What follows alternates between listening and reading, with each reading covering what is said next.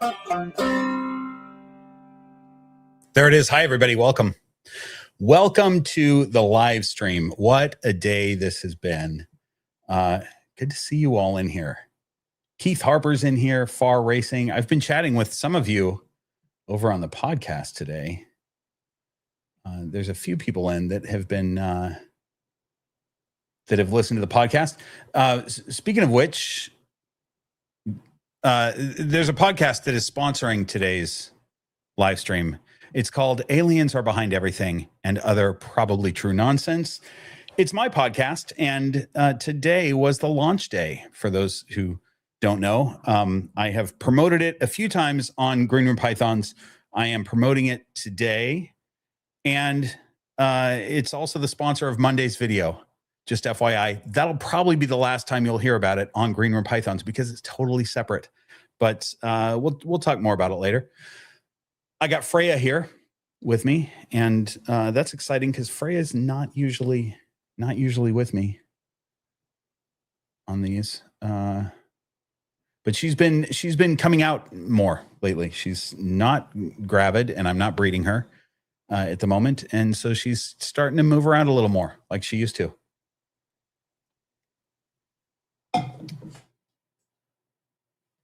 Kristen, thank you so much for the super chat. Christina, thank you so much for the super chat. Happy launch day. Thanks. You know what? This thing has. I'll talk about the podcast later. Let me do the beginning stuff. So there's a few things that's going on right now. First of all, we have a very special guest here in the green room, other than Freya. Ladies and gentlemen, Spencer Lambas of the Royals Project is here. Spencer is it's that camera right there. Yeah. Have a seat wherever you like, Spencer. In a chair? Yeah, great. Yeah, grab that chair or whatever you want to do. Anyway, Spencer is, the Royals Project sponsors the channel, one of our channel sponsors, but Spencer's also a good friend of mine. We've been friends for many years, and since long before snakes.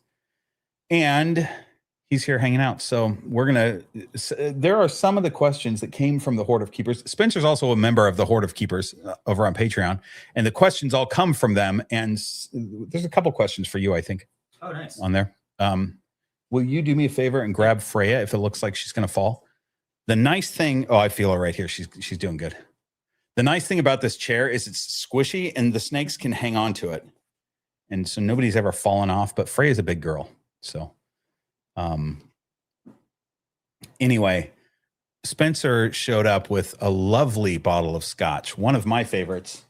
And Spencer, you said this is your favorite? It's my favorite Scotch. Spencer's favorite Scotch, one of my favorites, Highland Park 12, a Scotch that I was considering buying yesterday. I thought I should get some more Highland Park because I finished a bottle not too long ago, and it's just nice to have one around. So Spencer came through with reading my mind. So I'm gonna pour you one too, Spencer. Thank you. We're gonna start off drinking some Highland Park. One thing that Spencer and I do though is we both enjoy whiskey. So usually when we get together, there's some sort of whiskey tasting. So we're gonna do a bit of whiskey tasting with some of the bottles that I have here throughout the course of this live stream, and that'll be fun. Okay, Highland Park. Just a lovely, not super challenging, not crazy leather flavors or soil flavors or anything like that. It's just a beautiful Highland Scotch. It's called Highland Park, but it is a Highland Scotch. And it's so nice.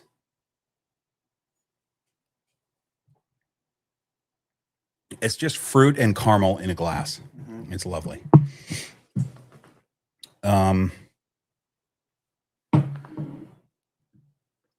Somebody's asking how old Freya is. Freya is 7 or 8 years old. 9, maybe she might be 9.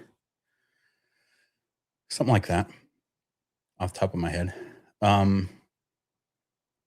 Okay, what else did I need to get into?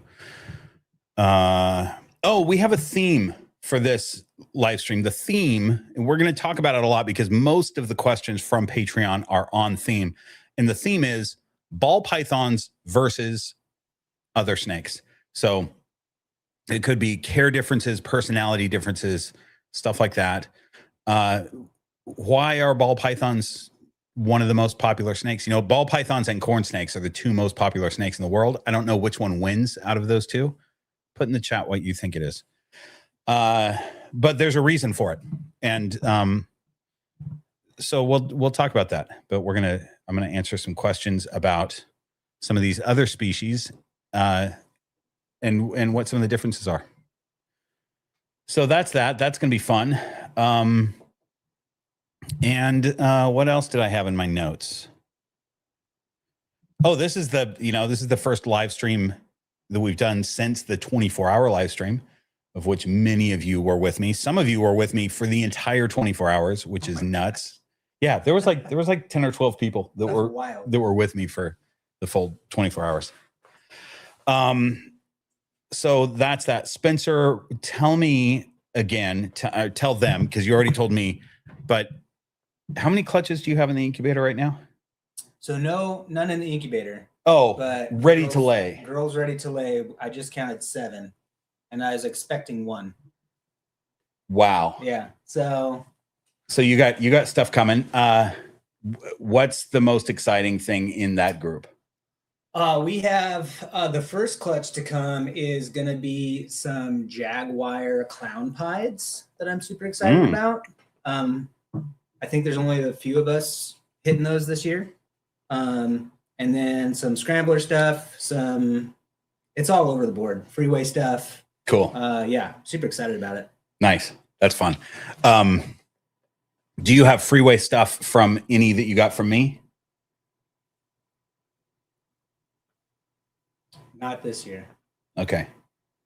You know, the girl that you gave me loves to diet a lot of the time. Oh, that's right. She's not up to weight because she doesn't eat well. She's 1,100 grams and just hovers there. So this is a girl that is basically the same genetics, I think, as Tiger Lily. There might be one gene different, but they look very similar. In fact, you want to grab Tiger Lily out of there and just tell me, this is Freya. For those who don't know, this is Freya. Freya is the mom of the 2 snakes that we're talking about. And so I produced Tiger Lily. She came from the first clutch that I ever produced, and that was from Freya. And Tiger Lily came out of that clutch, and I kept her. And then another snake that looked exactly like Tiger Lily hatched out the following year. And I sold that snake to Spencer. So Spencer's had that snake for what, 4 or 5 years now? Yeah, 4, I think. And what's other than size, I'm sure that Tiger Lily's probably a little bit bigger. Yep. But they look exactly the same head stamp. Everything. The speckling. So she gets more speckling every shed in between these bars. I think my girl's a little bit lighter along the bottom. Yeah. She doesn't have these nice yellow markings. Right. Huh. Yeah. But I can't wait for her to just one day start eating. And won't that be nice? It'll be nice. Yeah. Yeah. Interesting. Because I'll tell you, the 2 girls that I kept from now, this clutch is a year before yours, but kind of the same problem with these 2. Now, she produced a clutch for me this year, and she does eat like a champ, but she only eats mice. And her sister is not a good eater. Her sister is finally up to weight. She could breed. I'm not breeding her because I don't really feel like I need to, but she took forever, you know? Yeah.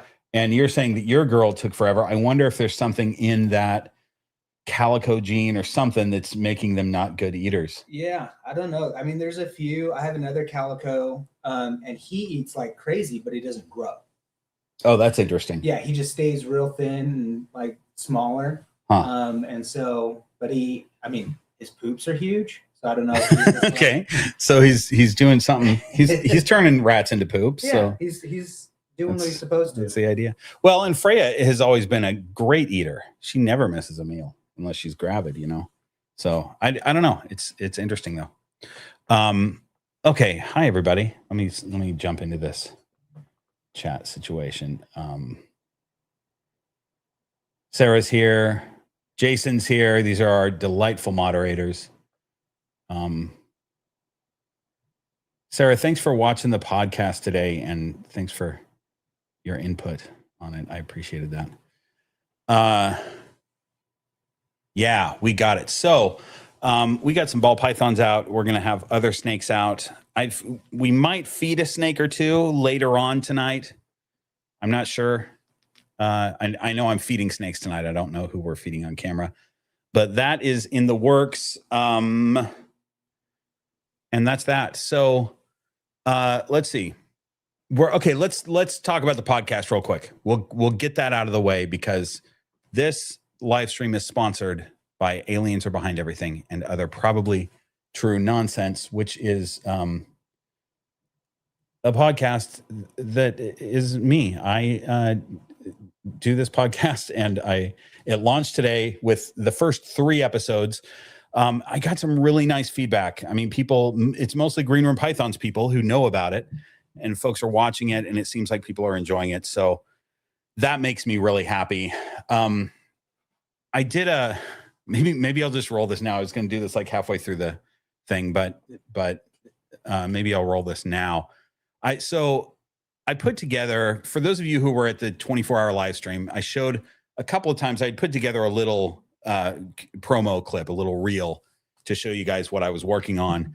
And it was clips from the podcast. So a lot of people have already seen that. And then I put out a more professional trailer for the podcast. And that's been up on the Aliens Are Behind Everything YouTube channel and the Spotify and Apple and such like that. That's been up. But so I know that a lot of people have seen that. And then the other thing that I put together for you.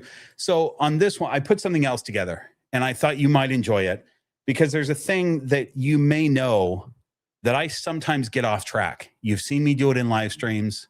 You've seen me do it in regular Green Room Pythons videos where my brain just veers off to the left. So what I've put together here is a montage of a bunch of times that I've done that. So I don't think any of these clips are going to tell you what the subject of the episode is. And those of you who have watched the episodes so far today have seen some of these clips, but some of them are from ones that I've shot that aren't out yet. So let's just look at 2 minutes of me going off the rails for a minute. I hope you enjoy it. Oh, you guys, I just had the greatest idea for a business. Drag queen drag racing. We're teaching drag queens how to race cars. Don't take my idea. I'm copywriting that right now via this podcast.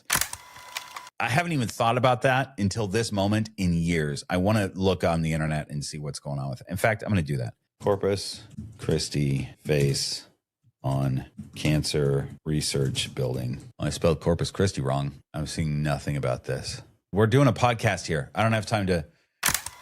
I've said a couple times now, I think, that I'm not going to do nudity anymore in this podcast. At least I'm staying clothed. I don't know how it's going to go. I assume that I'm going to stay clothed.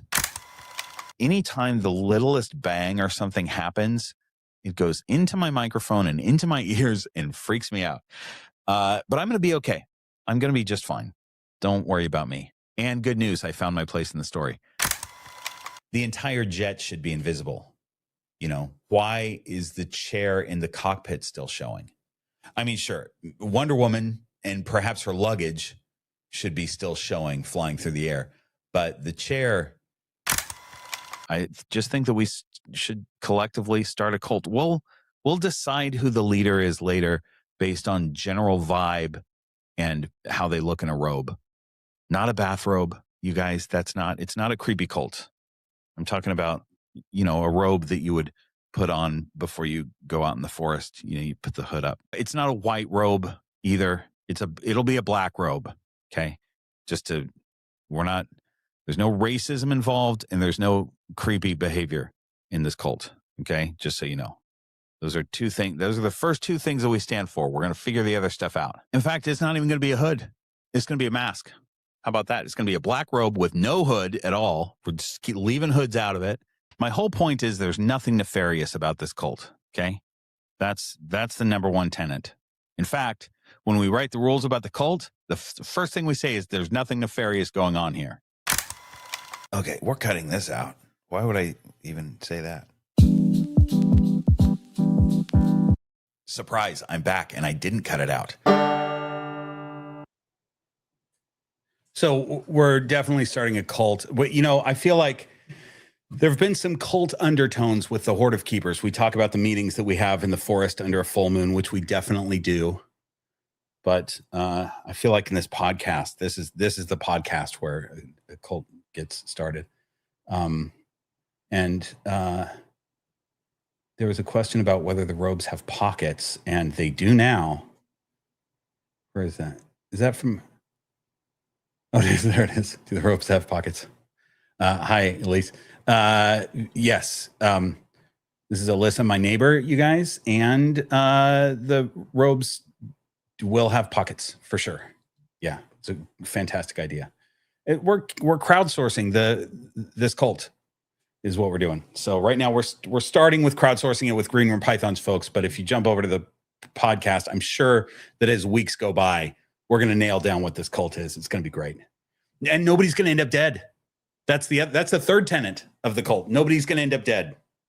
We're going to write that in our rules. So anyway, I hope you all enjoyed that. I put that together the whole time thinking some people are going to enjoy this little montage of clips, and for other people, it's just going to be a massive waste of time. But it was only 2 minutes, so it wasn't a massive waste of time. Anyway, for those of you who have already enjoyed the episodes of the podcast, or maybe one episode or two, I appreciate it.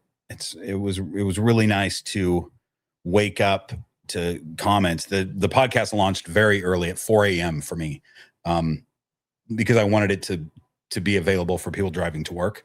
And 4 a.m. for me is 7 a.m. in New York.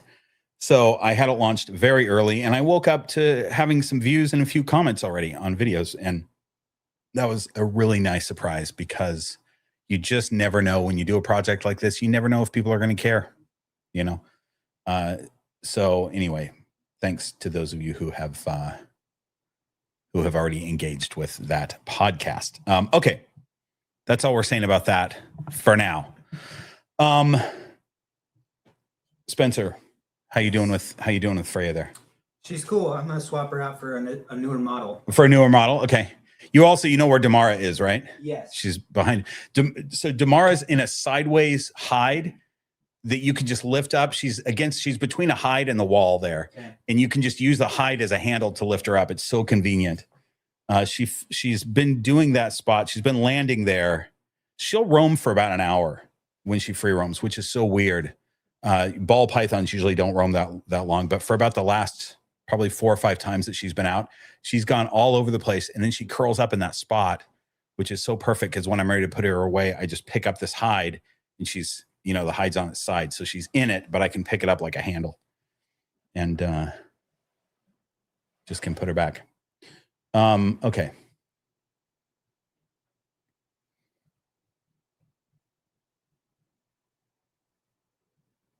So this is helpful to have Spencer here, because Spencer can grab snakes. They're like, he can grab other bottles of whiskey if we want other bottles of whiskey. I don't have to get up as much,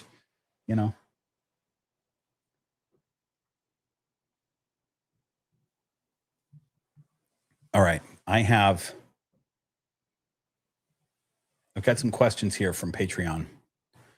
And this is the first time that I didn't print them out and put them on an analog clipboard. We're going digital now. I like holding a clipboard and looking at, looking at the questions on paper. But we went with this. So, like I said, a lot of these are on theme for the podcast. For those of you who are thinking about another species, a different species, this is the time to ask your questions. If you have questions, this is the other thing that I need to say. For those of you new to watching the live stream, I'm not going to see most of the comments. I will see them tomorrow, because I'll go back and rewatch this, and I read all the comments. So if you have a comment for me that you just want me to read at some point, I will read it tomorrow. I just can't respond to it when it's in the chat. If you have a question that you want me specifically to answer, super chat it, because that highlights it, and then I'll see it and we'll be able to answer you in the moment. Otherwise, I probably won't see it. But I'm not trying to get you to pay to get questions answered. That's not the point. It's just that it highlights it. So if you have a question, a lot of times you can just ask it in the chat. And even though I won't see it, there are a bunch of other very experienced snake keepers who can probably answer your question just as well, if not better, than I can. So if you ask your question, just watch the chat and see if anybody answers it. So there's that way to do it too. Oh, look at that. That is Delilah, and she is gravid right now. she's the only one. It's okay. I mean, we want to see her though. We want to see her. She's very sweet. She is a fan favorite for a lot of folks. Hi, Mama. What are her genetics? She is I bought her as a pastel freeway, but it turns out she's a pastel orange dream freeway. And it's why Willow is so orange, because Willow, who's in this one right here, actually, we could trade her out for Willow. Perfect. Because Willow, there she is right there. Willow laid eggs a few weeks ago, and she is still a flat tire. Crisis, thanks for the super chat. Hi, Bob. I finally got somewhat settled. I want to say huge thank you to you and the Horde. Oh, Crisis, I'm so glad that you are somewhat settled. I hope you don't mind me saying Crisis had a crisis, had a fire. Her and her dad's place burned down, and she lost some animals, but the snakes, I think all the snakes survived. Am I right about that? I think so. So we did a little GoFundMe to help out, because all of a sudden nobody had a place to live. There's all these vet bills and everything. So we did a GoFundMe that I think helped out. So that's great. I'm glad that we could do that. And she got a brand new Green Room Python shirt. So that's what we do here at Green Room Pythons, is we send out a free shirt if yours gets burned. So anyway, that was a huge bummer, but Crisis, I'm so glad to hear that that you guys are somewhat settled at this point. It's such a long process to start over. So anyway, we're going to start with these questions. But Willow, remember we were talking about Willow at the Reptile show as being Paradox. She's so Paradox, right? Yeah, beautiful. Yeah, and here's the weird thing about it, is that she's not hypo at all. So this lightness, where it looks like she's in shed here, that shouldn't be there. So that seems like the Paradox part. But then the bright parts have kind of strange patterning anomalies, right? So it's almost like her whole body is Paradox, but in different ways. What are her genetics? She's a orange dream freeway, spot nose probably, and that's it. I think spot nose, orange dream freeway. But her head stamp is not symmetrical. It's a weird head stamp. Yeah. Like everything about her is Paradox, which is so weird.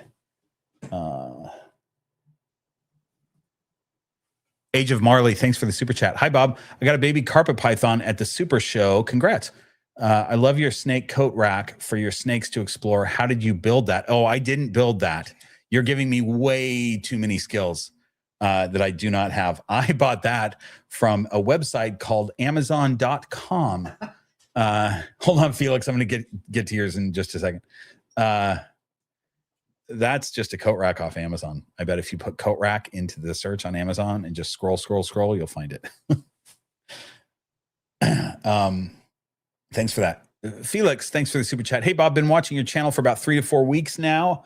I've been switching from BCI and ball pythons. Don't know what to do. First snake, need help. Oh, you're trying to decide what to get, a BCI or a ball python. Well, I can't tell you what to get, but we are going to talk about some differences in those. your BCI potentially could get a little bit bigger, and every individual snake is different. So it's tough to say, well, if you get a ball python, it's going to act like this. And if you get a BCI, it's going to act like this. They're kind of similar. I mean, there are some differences, but they're kind of similar generally in their behavior. The boa is going to squeeze you tighter, give you a better hug. But we are going to talk about some differences as we go through these questions. So let me get to these. Oh, this might be one of them, just based on the first few words that I'm reading here. This is from Daniel saying, I want a boa eventually, BCI or Dumerals. What are the top 3 most important things I should learn that will be different in husbandry and care? Also, hi to Spencer from another inland Northwesterner. Hey. There you go. Good question. So there's not a lot that's different. Your boa is going to be a little bit more active, probably. Boas generally are more active than ball pythons, but not it's not a huge difference. It's not like a carpet python versus a ball python, or a reticulated python versus a ball python. There's a big difference in activity. With boas, it's not a huge difference. Your boa is going to have a much better food response, which means you're more likely to get bit. Unless you're careful. I mean, I should say I'm more likely to get bit because I'm not careful. If you're careful, you're not likely to get bit, but you have to be more careful than you have to be with ball pythons. And I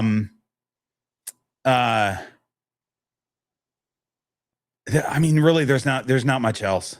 That somebody put it in the chat that has more boas than I do. And also keep in mind that I've never kept a Dumerals. I will tell you guys when there's questions about a snake that I've never kept, I'm going to tell you what I think I know about that snake, but having never kept it, I shouldn't be giving professional advice. So I'm trying to let you know the snakes that I've never kept before.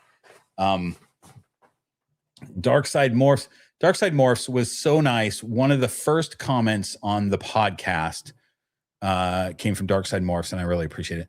Hey, Bob, thank you for always putting up such good content, and thanks for giving me some advice when needed. Oh, of course.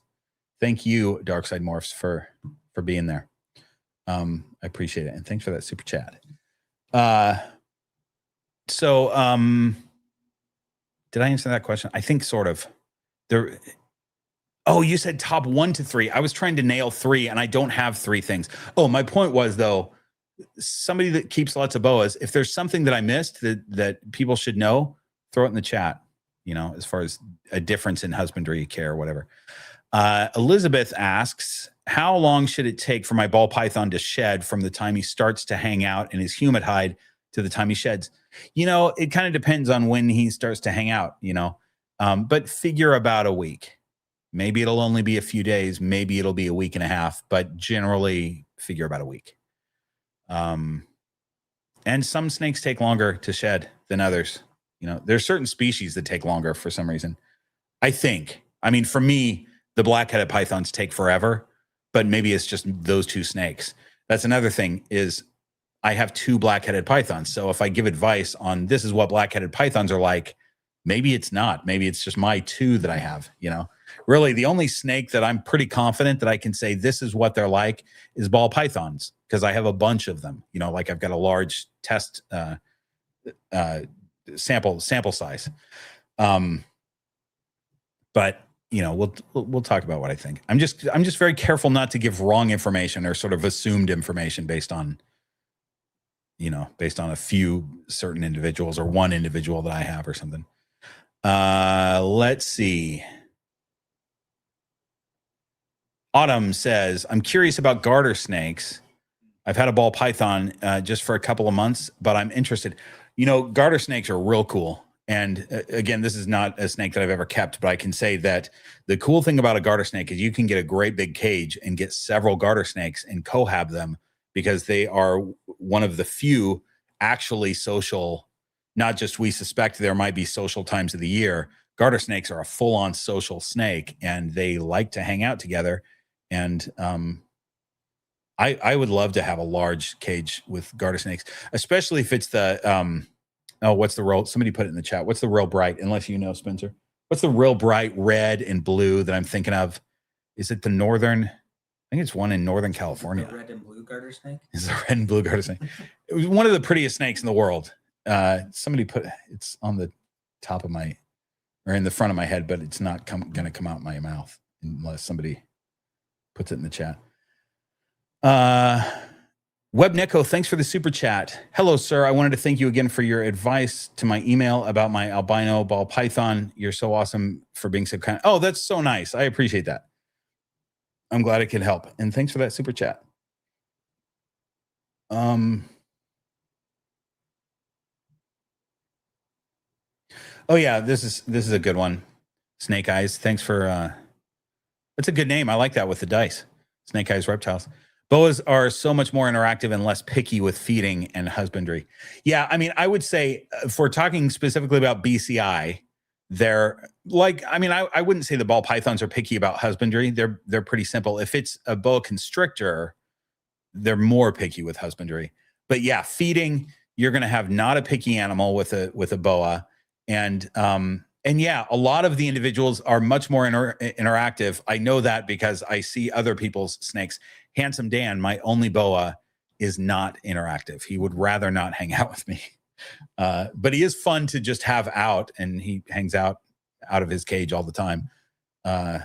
He just doesn't want to hang out with me. And I get it. I wouldn't want to hang out with me either if I had the choice of roaming around or finding my own snake hide in the room or hanging out with a big monkey.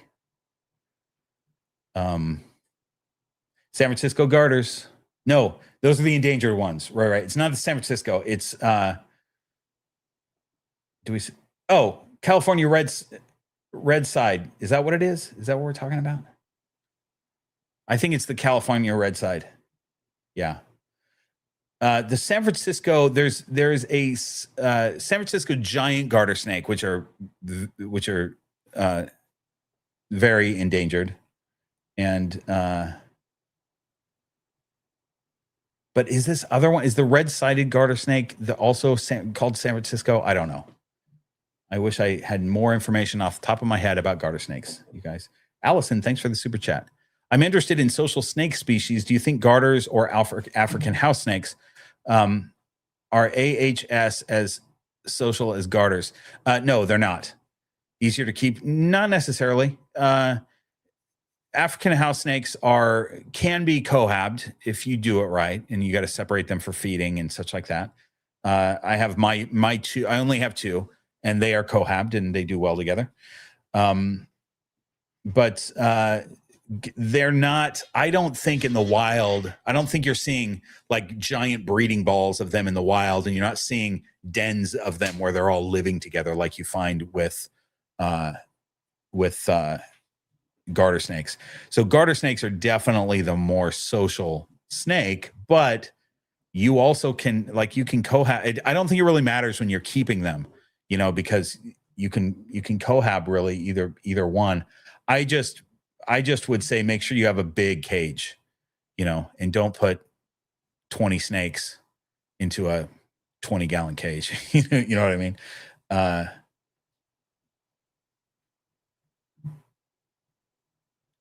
Yeah, but the other thing about garter snakes is they musk, and so they're a little stinkier than African house snakes.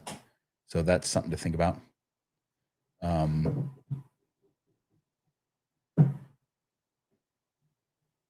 Oh, Crisis, you work in San Francisco garter snake habitat. I know a biologist who works with them, who studies them, and he goes out to where they're at all the time, and he also won't disclose, which I think is the right thing to do. Don't tell people where those snakes live, because they are there's not many of them left. I think they're coming back though.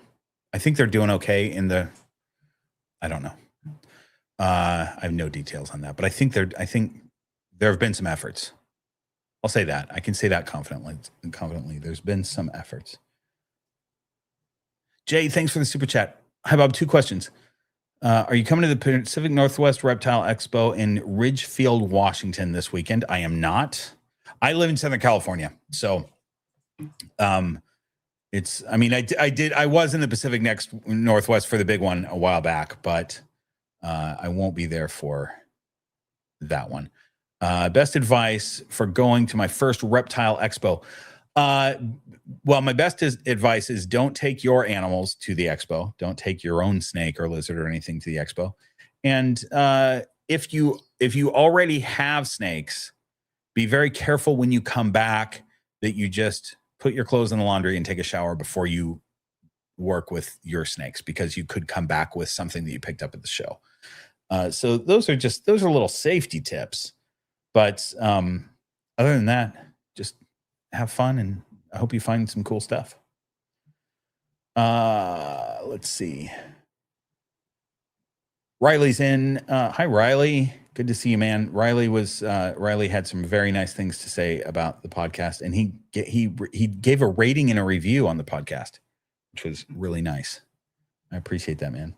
I think Riley was the first person to use the official Aliens Are Behind Everything podcast email to email me and say something. He could have just texted me because we're friends, but he emailed me using the email, which was really cool, because nobody's done that before except spam. You know, I opened it weeks ago, and nobody's used it yet until Riley did. Okay, back to Patreon questions from the Horde of Keepers. Here we go.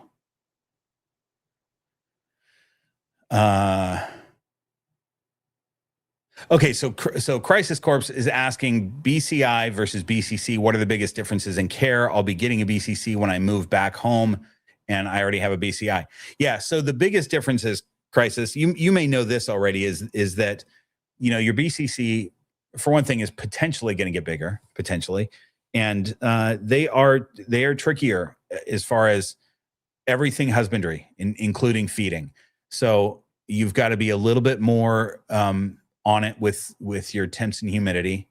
You know, there's just not as much leeway with boa constrictor as there is with a boa imperator. And then the biggest thing, even though that snake is going to get bigger, you've got to make sure not to overfeed them.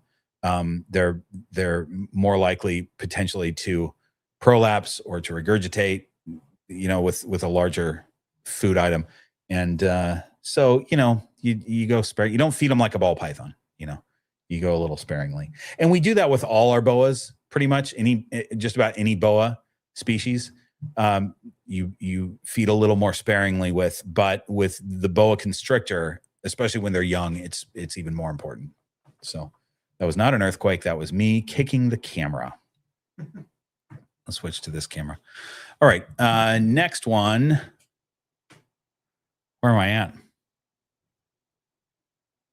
Oh, Donna, here we go.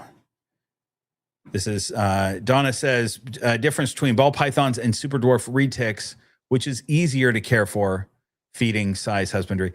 I wouldn't say one is necessarily easier than the other. I will say that a super dwarf retic is going to get larger than a ball python eventually. And, you know, with very few exceptions, but most of them are going to get larger. And even if they don't get larger, they still require more space. They move around a lot more. And so that's just something to think about. Feeding a ball python is easier to manage because super dwarf retics have such reticulated pythons in general have such a heavy food drive. But as far as caring for them, providing them heat, humidity, stuff like that, they're both about the same. It's just that you need more room for a super dwarf, and your feeding is going to be a little bit crazier. And eventually, you'll give them larger food. You know, I have very small locality super dwarf retics, but they get large rodents, and eventually they'll get extra large rodents. I don't have any ball pythons. This one is my largest ball python. That's Damara. I didn't even know you got Damara. Like, I remember when you were working on it, but I haven't noticed that you've had her. Damara will never get anything larger than a medium rat. And she's a big girl, but she won't ever get a large. Can we see? Let me see. Can we? Nope, not that camera. Not that one. Hang on. I'm trying to show you. I'm trying to show you Echo, which now you're covering up Echo. There we go. echo. You can. Oh, you know what we're gonna do? Watch this, ladies and gentlemen. I don't know if. Nope, I got it. I don't know how well you can see. I don't know how well you can tell how big she is, but in fact, you can't really at all because there's nothing to judge her size. But she's not nearly as thick as Damara, but she gets a larger food item than Damara does. So I'm getting rid of these ear monitors. You guys tell me if we have a sound problem, but I don't think we will at this point. So I'm getting rid of those.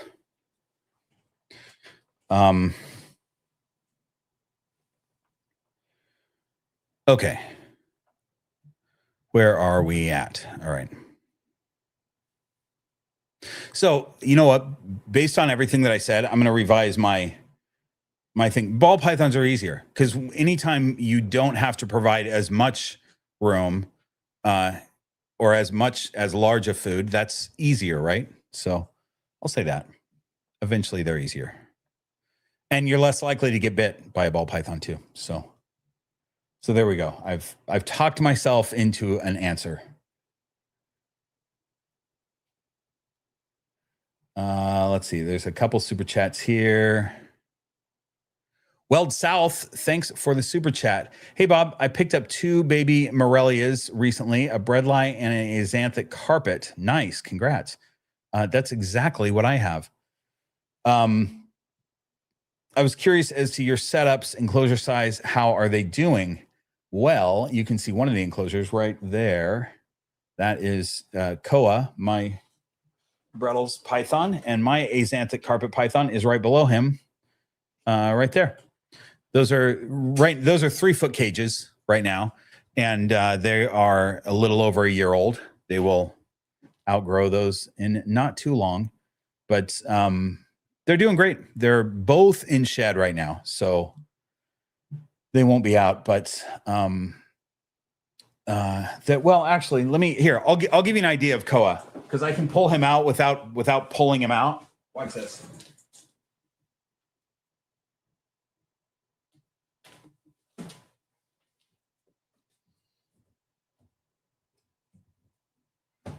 I haven't even seen him. I'm just guessing he's in shed because I haven't seen him in a couple days.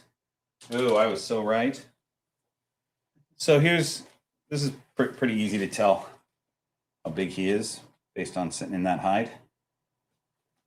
So, okay, buddy, I'll put you back. He's going to shed in like 2 days, I think.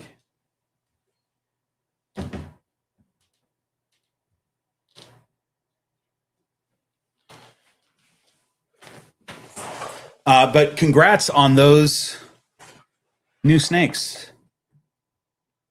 It's really cool.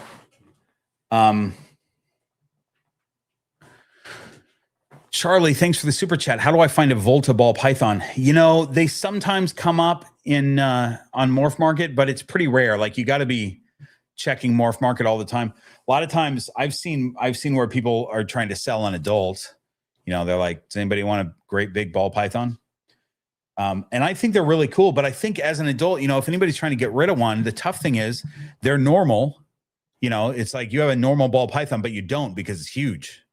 So, you know, there's a lot of people that just want a morph, you know, and they want a ball python because of the size, you know, that it doesn't get bigger than a ball python. So a Volta is a normal ball python that gets bigger than a ball python. By the way, for those who don't know, Volta is a locality. They come from, I think it's the Volta Mountains in Africa. Is that what it is? The Volta mountain range, maybe?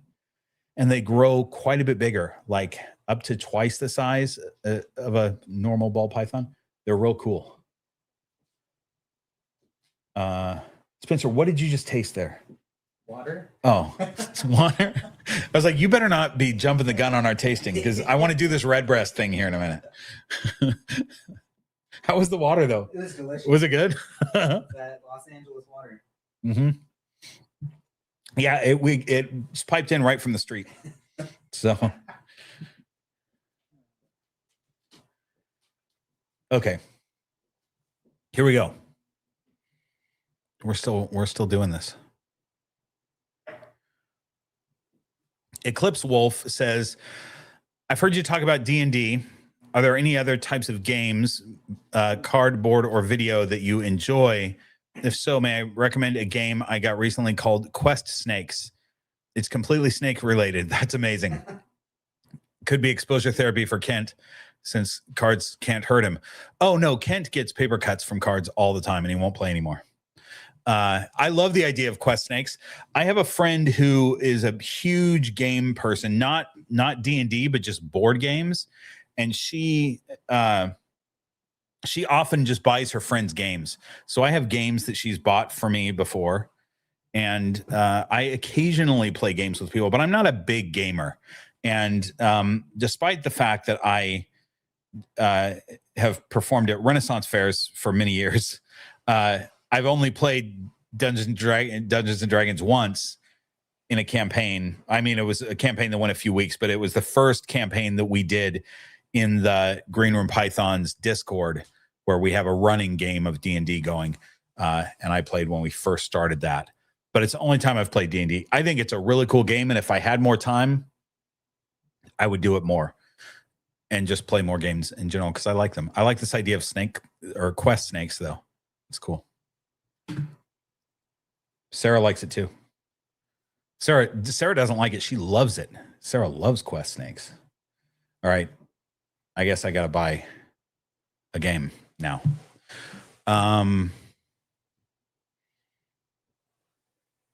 Where am I at here?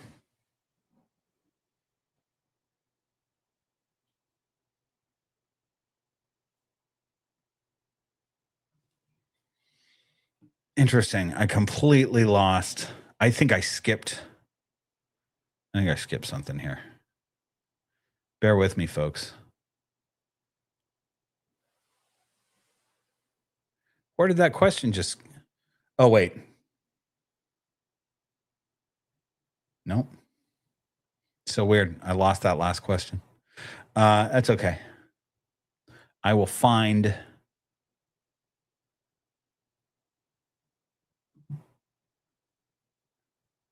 Oh, I just found it. Okay.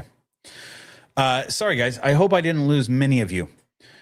I keep mainly boas, but work with super dwarf retics. This is from Tom King, by the way. Keep mainly boas, but work with super dwarf retics and a hognose and a ball python and a Sumatran shorttail. Of them all, I prefer my boas with the retics as a close second. So this, that's a good. I did ask for input since this is a themed live stream where we're talking about ball pythons versus. I said, if you keep multiple snakes, comment, let me know what you like. So this is a comment from Tom saying he prefers his boas with retics as a close second. So, a lot of people like a snake that is more active, and boas, especially certain individuals, are more active. I would say that my one boa that I have is about like a ball python in his activity, except that he comes out during the day a lot. He'll be out in the morning, but he comes out in the morning. I think he's in shed right now because I haven't seen him in a couple days either. But Handsome Dan, when he's not in shed, I come out in the morning. He comes out of his sky hide, sits on his log until I open the door. This is every day when he's not in shed. I open his door. He climbs up on his own, up these things. This right here climbs up and across and up, and he sits in his favorite hide up there all day. Once he's in that hide, I know that he's not leaving that hide until I put him back. And if I forget that he's out and I just go to bed, I can put him back the next morning or the next night or whenever, because he's going to be in that hide. He's very, very reliable, but not a snake that is just going to be there all the time.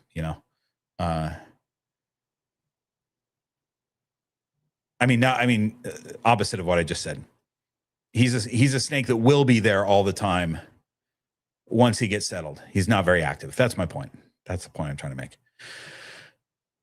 All right. Here we go. Leah says, what are the pros and cons of doing a bioactive setup compared to a normal one, specifically for ball pythons? Would you recommend bioactives for someone with bug phobias? Okay, so I'll answer those separate questions. First of all, the pros and cons, specifically for ball pythons, your main pro is that you don't have to do a full cage clean out all the time. You do spot cleaning and you clean your hides if you need it, clean the windows, whatever. But you're not replacing substrate, changing out substrate and scrubbing out a cage. So that's for me, that's a big pro. And the con for a ball python would be, Spencer, let's do those side by side, the two red breasts side by side. Yeah. We're going to talk about the red breast in a second. Let me finish my thought. I'm going to stay on track here, you guys. But where was I? What was I even talking about? Oh, the bioactive. Right. So you guys, don't worry. My brain still functions sometimes. So anyway, the ball python will kill your plants a lot of times. It depends on the snake and it depends on the plant, but you've oftentimes have to replace plants. It depends on your bug phobia. You're saying, would you recommend bioactives for someone with a bug phobia? I have two types of bugs, if we call them bugs. Springtails, which are an insect, but they're so small that you can barely see them. So if you're afraid of that kind of bug, if that's even a problem, then yeah, I would say, bioactive may not be for you. The other bug is not a bug. It's not an insect, and that's a isopod. Those are crustaceans, which may be even worse than a bug for people with phobias to know that they are related to lobsters and shrimp and such like that. But they're basically a land shrimp. And that's your cleanup crew. And, people ask if they get out. And the springtails, for one thing, you have springtails in your house already. If you have live plants, you already have springtails and you just don't ever see them. So yes, they can get out, but you just won't ever see them in the house. The isopods can get out, but I think maybe in the time that I've had bioactive cages, I've seen 3 isopods walking around, and I just pick them up and put them back where they're supposed to be. They probably crawled up the wall and out a vent or something like that, but super rare that happens. It's not very common. So that's that. Let me just check the chat real quick, make sure I'm not missing anything. I'm not. Okay.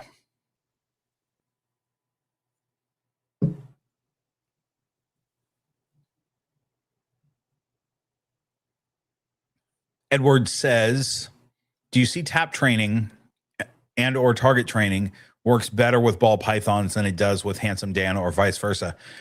No, I don't use tap training or target training with my ball pythons. However, I have done it before, especially target training. I've target trained a number of ball pythons. I just don't use it with them because it's not, I don't need to. It takes more time when I'm feeding a bunch of snakes, Handsome Dan, I use it with just mainly as a food cue, but I think they probably learned to recognize their target about the same time. It only takes a handful of times showing it and then presenting their food along with it before they make the connection. Oh, that thing means food. So I think it's good. It's good to do just for their mental stimulation. It's just good enrichment to do for them. Usually when I'm feeding ball pythons, I'm feeding a lot and just don't have time to target train every snake, or target every snake. I just open the cage and give them their food. But they're, I would say ball pythons and boas are about as smart with regard to that kind of training. Edward also asks, how would you compare the ease or difficulty of keeping a boa once you have been used to keeping ball pythons? Same. Pretty much. They're so similar, parameters are very similar. There's not much difference. Do you see Cape house snakes making a huge impact on the reptile keeping world as they start to get more attention and become more popular? Yeah, I think Cape house snakes are going to be, or just house snakes in general, whether it's a Cape or some other locality. I think house snakes will are just going to rise in popularity. We're seeing the rise right now already with house snakes. They're just cool little snakes, you know. Almost everybody has room for a house snake, you know, if they want a snake, and they're cool. Come in all kinds of colors. They're fun. Okay, Deborah asks, what are the care differences in keeping a corn snake versus a ball python, especially regarding bioactive tanks? So with, you know, again, not a huge difference. You don't need quite as much humidity with a corn snake as you would a ball python. And again, this is another snake that I have never kept before. I've never kept a corn snake. So you're not talking to a corn snake expert here. But if you're doing a bioactive, I would say corn snakes are going to be better on your plants because even though they're more active, their body mass is less. They're not going to just uproot a plant by, you know, strongly going by and like pushing on the plant.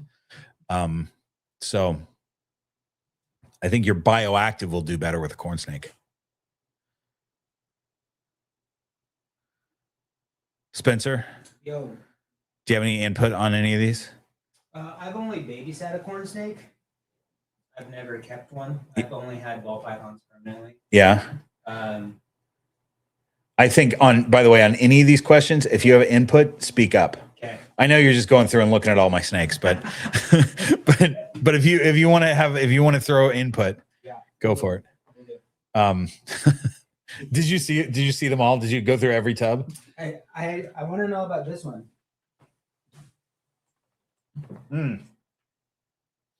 That one needs a name. I'm so glad that you picked her because her name right now is HB Pied for Hold Back Pied. And she's been with me. Name. It's a terrible name. And she's been with me much too long to not have a name. This is Anya's baby. So this is a pied het clown het axanthic. Pied double het axanthic clown is the way I should say that. And she is delightful, but I haven't named her yet. And remember the 24-hour live stream that happened last month? One of the things that I said we were going to do is we were going to name this snake. And I have another snake named Naren. And I'm not sure if I want to change his name or not, but that was a possibility also. So, you know, names are important to me. So I usually think on it a lot, and it takes me a while to name a snake. This one, I'm going to be honest, I haven't thought much about. But every time I see her, I'm like, what is your name? What is your name, little one? But she's very sweet. So if you guys have good name suggestions, I will probably pick one tomorrow when I go through. Azara's got a great idea with Buffy. I already have a Willow. I like it. Onion. Glenn Close is a great name, Spencer. Onion is a good one. Pumpkin. Phil is great. That's a great name for a female snake. I love it. Cream cheese. I mean, that's kind of what she looks like. Alyssa likes pumpkin and Buffy. I'm gonna rinse this. Oh, thanks, man. I don't know if boa constrictor Tiffany is saying hello to everyone or is suggesting that I name the snake hello. But I'm gonna say no on that.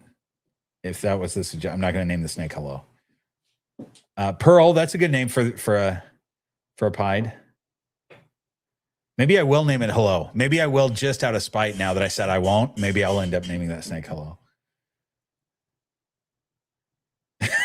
Name it Pam Bondi. Oh wait, that's not it. I like that one though. Pam Bondi, that's hilarious. Everything Bagel, I like that. You guys are very very creative. Snapdragon, May, Daria, Rangoon, Lily. I'm gonna pick one of these names tomorrow.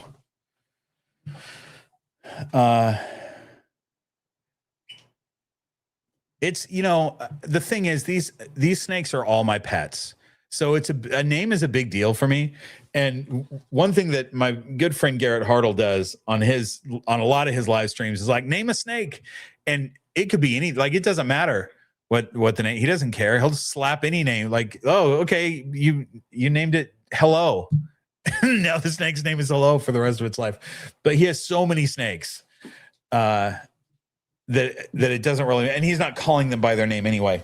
Okay, I'm gonna guess which is which, Spencer. Okay. On this. And you guys, let me let you in on what we're doing here real quick. And then Fran, I love this idea. Thanks for the super chat, by the way. Pepper. That's a good idea. And since you super chatted it, it carries more weight than the other names. Okay, so here's what we're trying. One of my favorite Irish whiskeys, some of you may know this already, is Redbreast. I love, as an Irish whiskey, this and Green Spot are my two favorites. But I just recently got this Redbreast Lustow, and I like it better than, like, this has become my new favorite Scotch. It's Irish whiskey. Thanks. My brain, and it's not, I don't think it's because I'm drinking. My brain is just, I seem like I'm a little bit scrambled today. Can you guys tell? I feel like I'm more scrambled than normal today. Anyway, this Redbreast Irish whiskey is so good. It is sherry finished.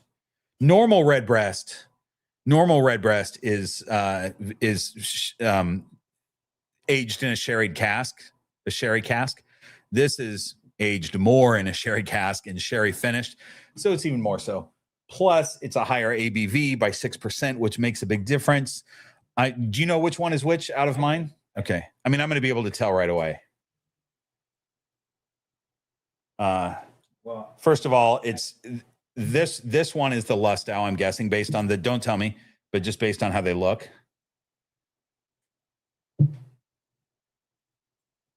I can't tell a big difference on the nose. Oh, you can't? I was right.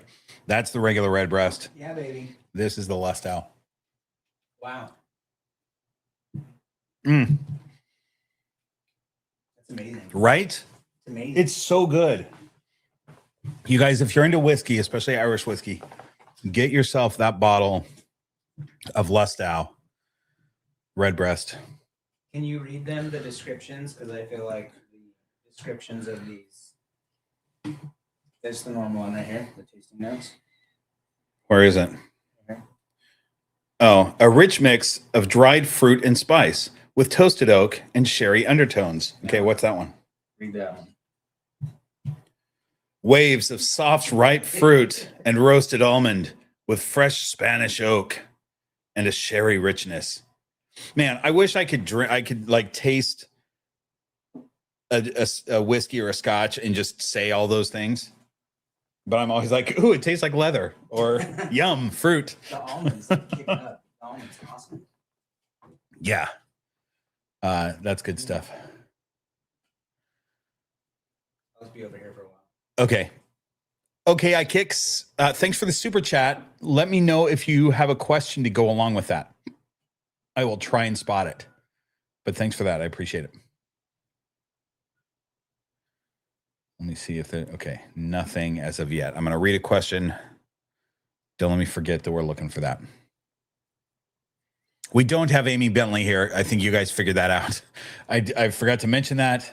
Amy is working. She might be here later in the evening, but she said if she's able to make it, it's going to be late. So we'll see how long this live stream goes. One of my goals this year is to meet Amy in person.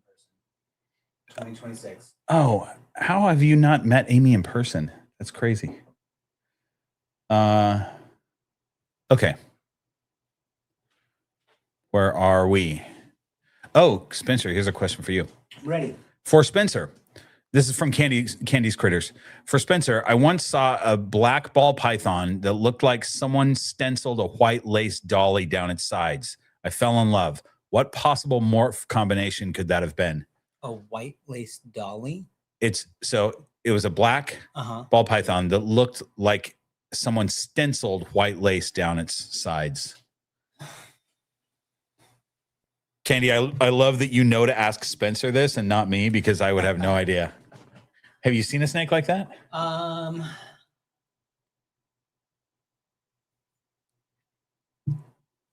I want to say it's a lace, like something that, yeah, white lace would not be a black snake. no, because that's a super lace, right? Yeah. But yeah, I mean, so it's going to be, in my mind, like we're trying to make obsidians this year, so that's going to be super blackhead mahoganies. And they're really black. Yeah, all black snake. But how do you get an all black snake with like wisps of white down the side? Maybe add some yellow belly to get the flame up the sides. But yeah, if you could send me a picture on Instagram. Candy's Critters do that. Did you save a picture of it? And anybody else in the chat, put your input if you know what that might be.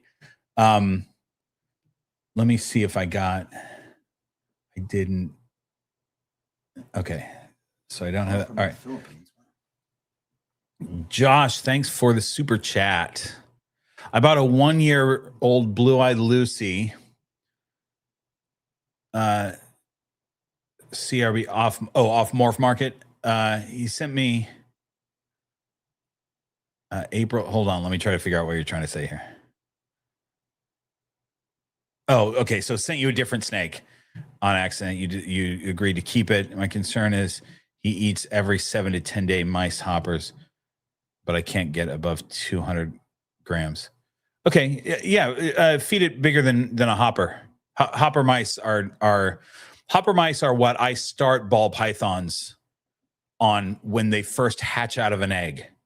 So the problem is you have a 1-year-old snake that's on hopper mice, meaning the breeder never bumped it up from hopper mice. That a 1-year-old ball python, in here, is she real angry? A 1-year-old ball python. Oh, there's no way. Will you grab DJ out of there? DJ. Yeah. Yep. Got him. He won't be nearly as mad.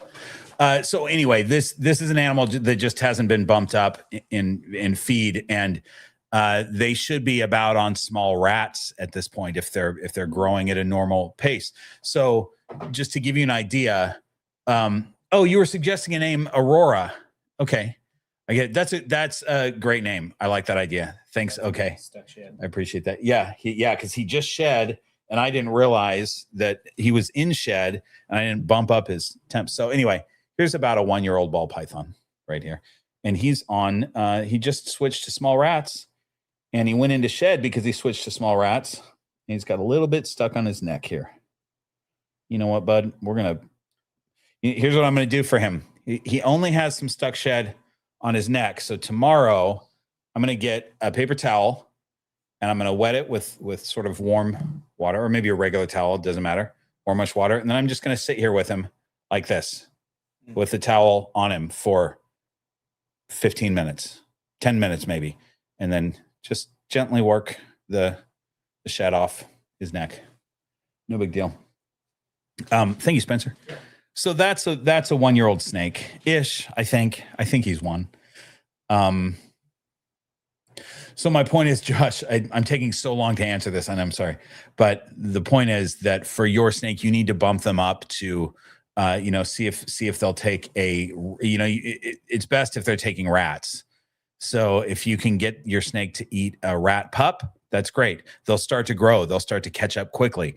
And I have videos on the channel that talk about how you decide what size your snake should be eating or what to bump them up to. But you'll go from rat pups to weaned rats and then to small rats, and your snake will catch up. It's just that it sounds like from the breeder, they've never been fed. They've never been bumped up since they crawled out of an egg, and it's been a year. That snake that you just saw probably ate 2 or 3 hopper mice, the first couple months that it was after hatching. It ate 2 or 3, and then it bumped up to rat pups, you know. And some snakes take rat pups right out of the egg, some ball pythons. So anyway, that is that. Okay. Where am I on this list?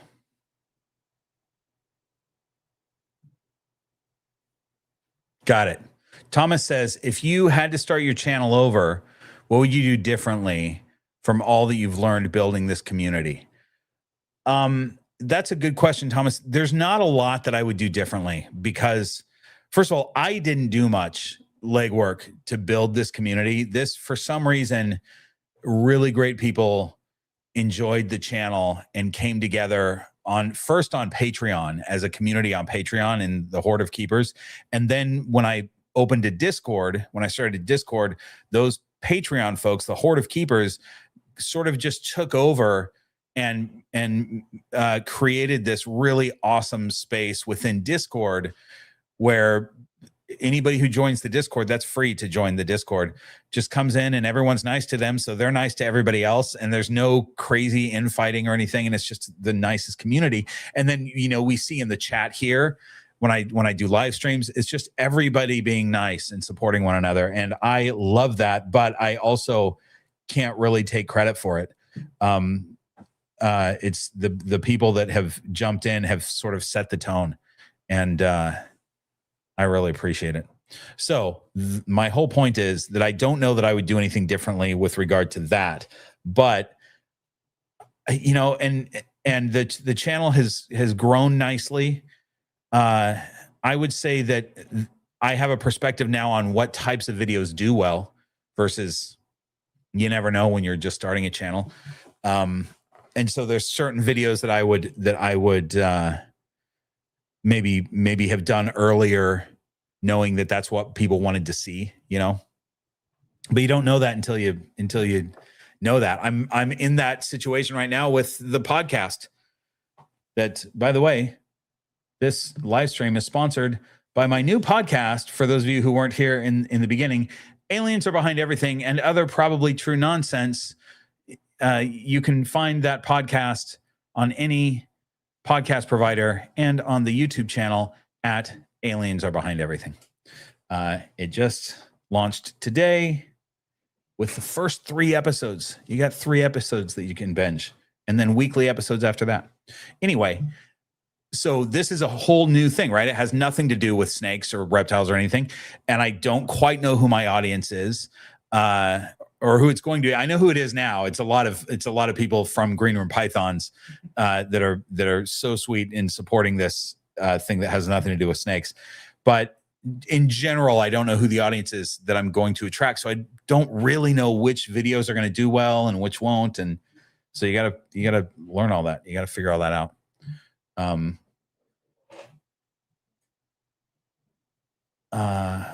Let's see. Oh, Crisis, thanks for the super chat. Before I forget, since it's now obligatory, something blood python, something. Crisis really wants me to get a blood python. They have a blood python that's, I think, the favorite snake.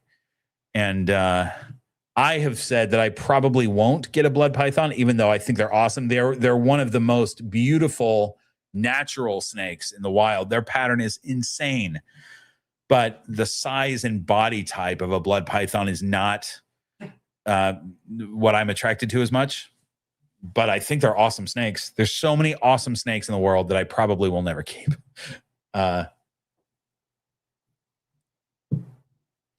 Yeah, and Riley's right about this. Riley's saying bloods are very misunderstood and wonderful, shy, big, chill snakes. Hard to beat a big, beautiful goldeneye. True. Goldeneye is so beautiful. And I think we're going to talk about bloods here in a minute, maybe not a minute, but down the list.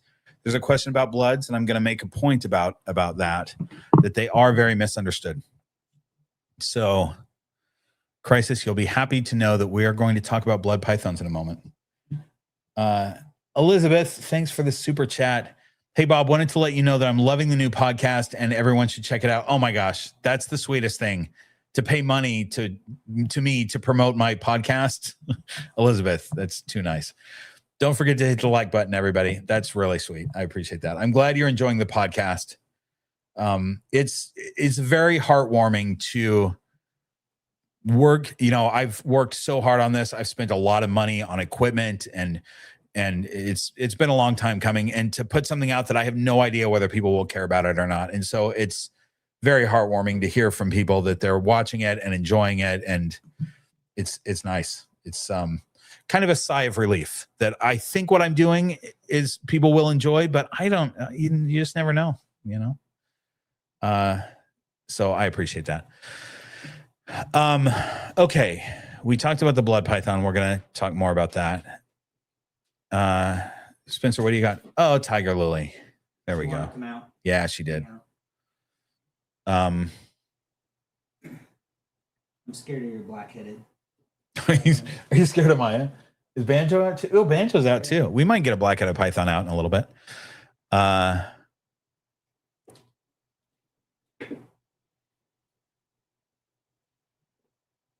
Okay, I know where we are. Don't even worry. You guys thought I got lost. I didn't get lost. You thought I did.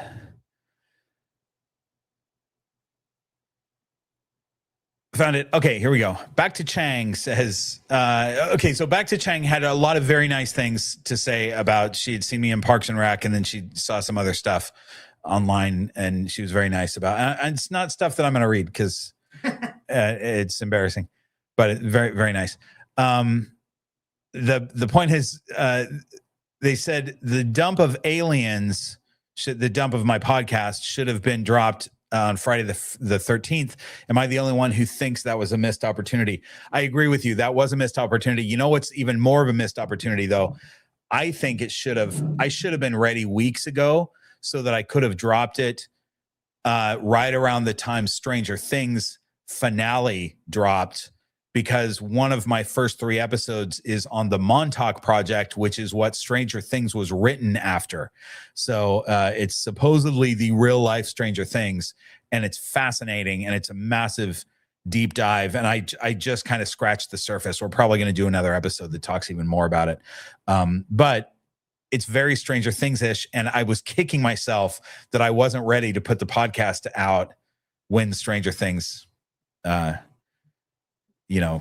the finale happened. So anyway, I agree with you. I missed a few things in timing on that one, but I'm glad that it's out now, and I'm excited about it. Christy says, we mainly keep ball pythons. However, we do have 3 boa constrictors. These are BCCs, not BCIs. Our ball pythons are easygoing, relaxed snakes. Our BCCs seem inquisitive and adventurous. The boas actually appear as if they're strategizing, not stargazing, strategizing and problem solving in their enclosures and out. Our boa is more intelligent snake. I wouldn't say they're a more intelligent snake, because I'm of the belief that ball pythons are very intelligent. I've trained ball pythons before. I've watched them problem solve in the room. The reason that it seems like your boas are more intelligent is you're just seeing them out more. They're out more, and they're doing stuff more. So it seems like they've got more going on up there.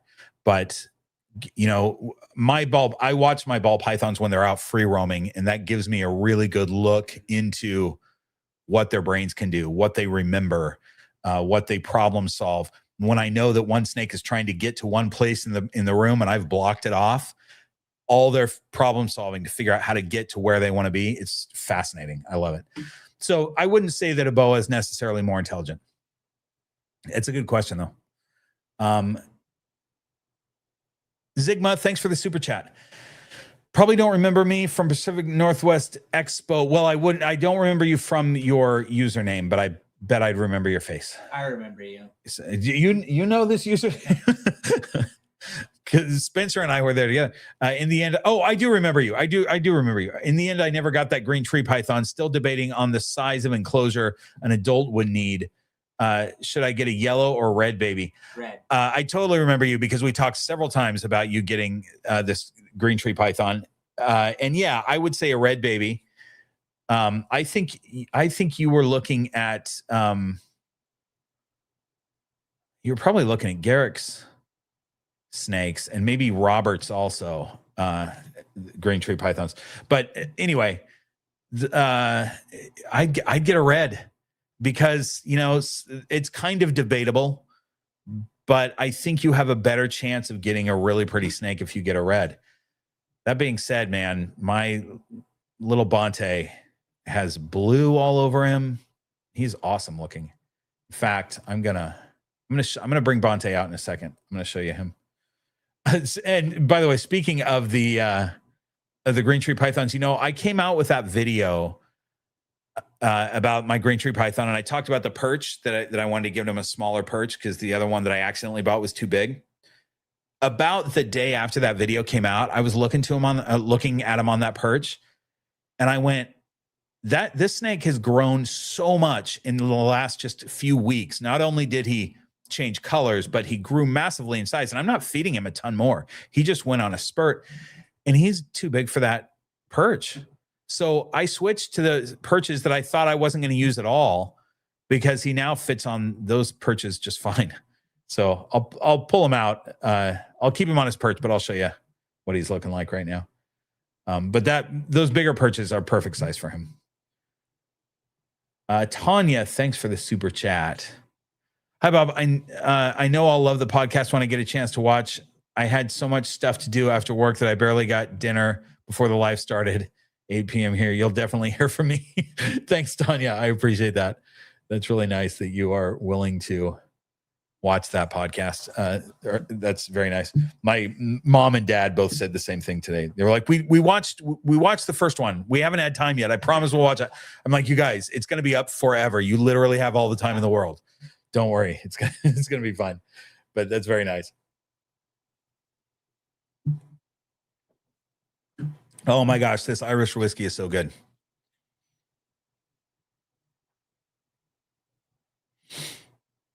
Okay, where are we? Hog Stricters. Hi, David. David says, after 15 years or so of keeping boas and colubrids, I'm excited to keep and raise my first python at some point. David, I've been waiting for you to do this for a long time, buddy.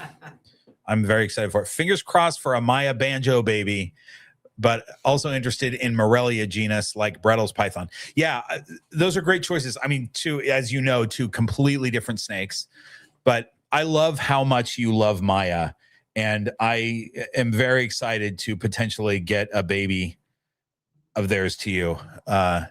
Well, I haven't started pairing them up yet. I was telling Spencer before we started the live, I could pair them up right now. They're big enough. You know, banjo's big enough, but I'm probably going to wait till about December to do it. I mean, you can see that. Spencer, back up just a little bit.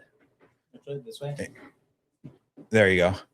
So there's banjo. I mean, he's clearly smaller, right? And then Maya there. He's smaller, but he's not tiny compared to her. And he's going to be bigger than her. He's going to be a big snake. So I like that they're both out. We might bring out banjo here in a minute. Maya's in food mode, so I'm not going to bring her out. I had her out before we started. I had her coming out, and then she decided that I might be food, and I got her back in her cage before she tested that theory. So, let's see. Zigma, thanks for the super chat. Oh, I just noticed Spencer from the Royals Project. I'm the guy who got the OD Yellow Belly Pastel Pied Ball Python from you. Yeah. He's an amazing snake. That's cool. That's great. Spencer ended up selling a lot of snakes that weekend. That was fun. That was the first time that I was at an expo that you were vending at. Yeah. We've been to expos together, both in California and in Chicago, but one where you were actually vending. That was fun.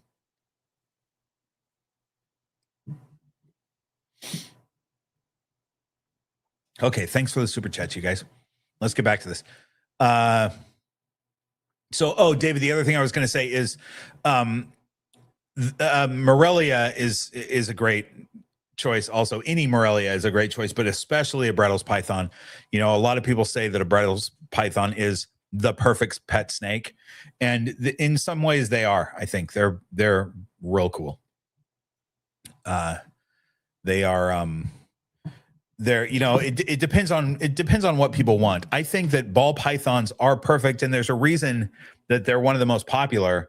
They're perfect for a lot of people because a lot of people don't want their snake moving around all the time. They want a snake that'll curl up in their lap, that's not crazy, that's not doing all kinds of silliness. And a Brettles python isn't crazy, but they do move around quite a bit more, and they get bigger also than ball pythons. Not by a ton, but they do get bigger. So it's kind of what you want, but especially, you're used to colubrids, and I think you do great with the Brettles python. Okay, here we go. Kathy's got a few questions. Kathy says, rainbow boas versus ball pythons. How do you assess growth when you go up a rodent size on these light-bodied snakes? Do they grow more slowly? How do their temp and humidity needs? So this is this is several questions in her first question. How do their temp and humidity needs change along the way? When do they become less fragile? After hopper mice, do I go adult mice or rat pups? Okay, so I can answer these questions pretty quickly. I keep in mind that I've never kept a rainbow boa, but I'm pretty certain on most of these questions that I can answer. So do they grow more slowly? Yeah, they should. You shouldn't be feeding any boas large meals that make them grow fast. So they should grow more slowly because of that. But you're still feeding them something that's about the same thickness as the thickest part of their body, or maybe a little bit smaller. But nothing that's going to give them a massive lump in their belly. They should have a little lump, but not a huge lump. How do their tempered humidity needs change? Their humidity needs change just in that they become less fragile once they're out of that baby stage. And this is one thing that I don't have experience with, but my guess is, let's say they're eating well and growing nicely. Maybe this 6 to 8 month old mark, you can figure that you're kind of in the clear of that time when they're a baby, where if your humidity drops for a day, they just start to die. Like, that's an exaggeration, but it kind of isn't. I would say 6 to 8 months, but somebody who keeps them will be able to say better than me. So if that is you in the chat right now, put in the chat what you think the age range is for when they're not as fragile. After hopper mice, do I go adult mice or rat pups? Adult mice for sure, because they're not like ball pythons where you're trying to get them on rats immediately so that they'll be used to eating rats. And an adult mouse is much healthier than a rat pup, because an adult mouse has all their mouse bones and they have actual food in their belly, versus a rat pup, which the bones aren't quite as developed and they have milk in their belly. So I'd go with the healthier option. Spencer, good choice there. That's Samantha. I don't think I've met her. Right. Samantha is relatively new to me. One of the lovely Horde of Keepers sent her to me, just rehomed her to me. And she's an ivory. So super yellow belly, leopard, het clown, het pied, something else. She came from Justin. She was a Canova snake. Wow. And she's lovely and delightful. And I'm pairing her up with Koa, but nothing has happened, not Koa, Kodiak. I'm pairing her up with Kodiak, and nothing's happened, which is very strange for ball pythons. Mm-hmm. Usually stuff happens. I'm not used to nothing happening, but we'll see. That's why I was expecting one girl to lay eggs, because you didn't think anything happened, right? I mean, maybe that's the case. Maybe stuff has happened, but it's been in the middle of the night and it was quick and I didn't see it. Yeah. A little quickie. That's why you have 7 instead of 1 that are now gravid. Oh my gosh. That's crazy. That's crazy. And what's Kodiak's genes? Kodiak is a clown pied. So he's visual clown pied, and we're looking for clown pieds with some other genetics in there.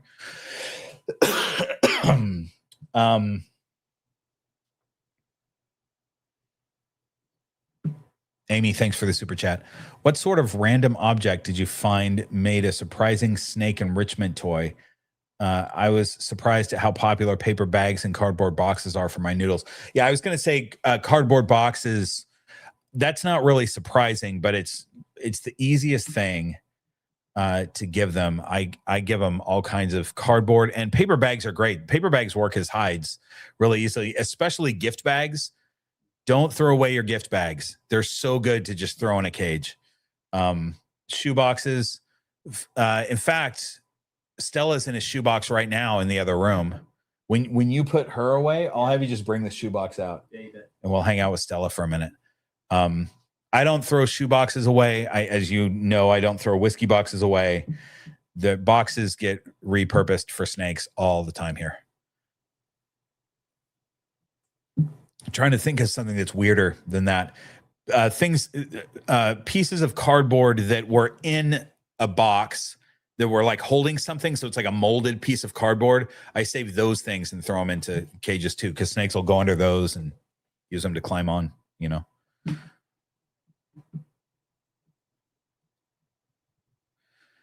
Okay, so we're still on Kathy's questions. Question number 2.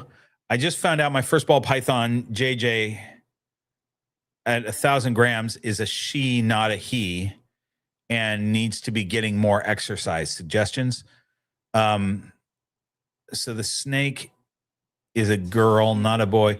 I don't know what you mean by getting more exercise. I mean, that's okay if it's a girl, not a boy. It doesn't really matter. You know, females tend to get bigger, but that's also because we feed them more. And as far as exercise, you know, ball pythons especially don't exercise a lot. I was talking about earlier in the podcast, I was talking about that most of my ball pythons, when they come out to free roam, they only roam for a couple minutes, with the occasional exception. And then they curl up and go to sleep for the rest of the day somewhere. And they just don't get a lot of exercise. So if you mean that they need to lose weight at 1,000 grams, probably doesn't need to lose weight, but you know, in that case, a lot of times people say, oh, my snake is overweight and it needs exercise. It's actually feeding them less is the way to get them to lose weight, you know. But physical and mental enrichment is great to do. I do it with my snakes. I like to give them exercise. I just know that ball pythons are not going to take me up on the physical exercise for very long, you know. But it's great. It's great for them to do it, to get out there and you know, move their bodies a little bit. I had Anya out. Anya doesn't free roam very much, but she decided she wanted to come out. This was like 2 days ago. I followed her around because she doesn't have a regular pattern. You know, I have some snakes that I just let them out. They can do what they want because I know what their pattern is. Anya's not out enough. She doesn't have a pattern. So I followed her around. She climbed up and down this thing several times, all the way up, all the way down, anything she could get up on. She's climbing up onto furniture, going crazy. And I thought, man, that's such good ab work for her. That's not common for a ball python to do that. But when they do, that's great. Okay.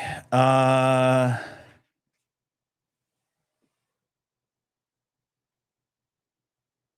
right. Third question from Kathy. It's actually about the 15th, but question number 3. I'm just teasing you, Kathy. It's totally fine. When peeking into dark enclosures, does it matter what color light you use? I thought I saw you using a green light in the last live. No, I may have had a colored light on that was just illuminating things, but no, I use a flashlight. And you know, I love these flashlights. I have 2 of them. It's this. I got it on Amazon mini light, comes in a 2-pack, super bright. And then that one. Oh, time for a snake unboxing. I just use these and I try not to flash the super bright right into their eyes. And like, if I'm shining this thing, I'm going to try to go to the side of the cage so it illuminates them, what I'm trying to look at, but without doing that in their eyes. You know what I mean? Spencer, snake unboxing, duo snake unboxing. You open, I'll grab. Hey, mama, look at this snake. This is a almost 7-foot reticulated python in a shoebox. Hi, mama. Hi, sweet lady. Can we see you for a minute? Can we wake you up? Because it's time to go back in your cage anyway. She's been out all day. She's been in the other room, not taking advantage of the snake wall, but going across the room where she knows I have a shoebox with a hole in the side. There it is. Because shoeboxes don't get thrown away either. They turn into snake hides. She knows where a box will be for her. It's not always the same box because I throw those away occasionally and give her a new one, but she knows that a box will be there for her to sit in if she wants to sit in there. And that's usually what she wants to do after she's cruised around the room a bit. She'll go up and down the snake wall. She'll come off the snake wall, go across the room, come back, go up the snake wall, go around the plants. But then usually when she decides to curl up, it's in a shoebox. Versus Echo, who I should have gotten video of this because it was cool. Echo decided the other day that she would stretch across. I have all these hanging plants on the snake wall, and she stretched her body across all of them and sat for half the day. You know, that was pretty cool. So, hey, you're not going to spill our whiskey, Mama. Come here.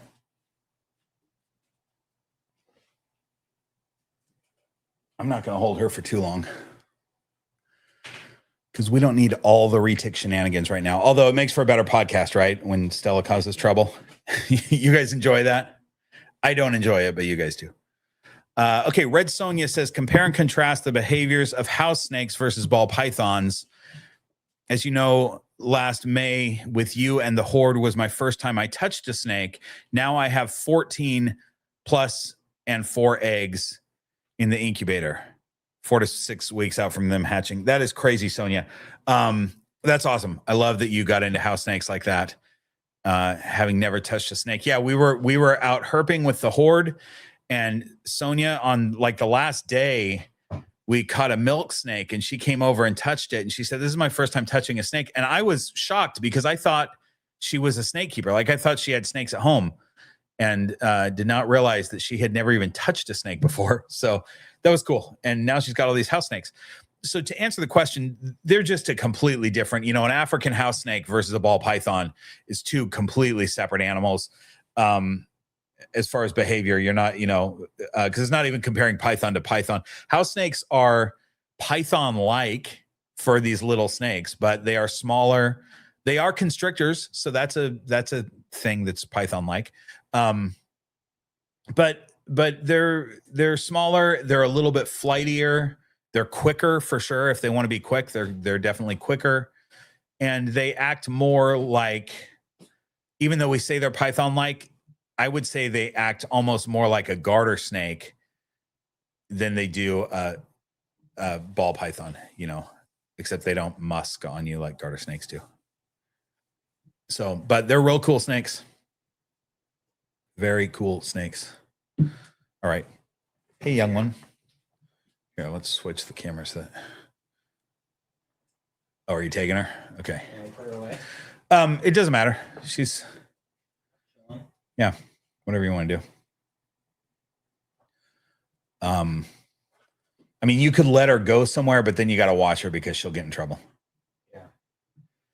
I don't get a whole retake for that, so hang out. Oh, yeah. Right. You should take advantage of the getting to hang out with different species.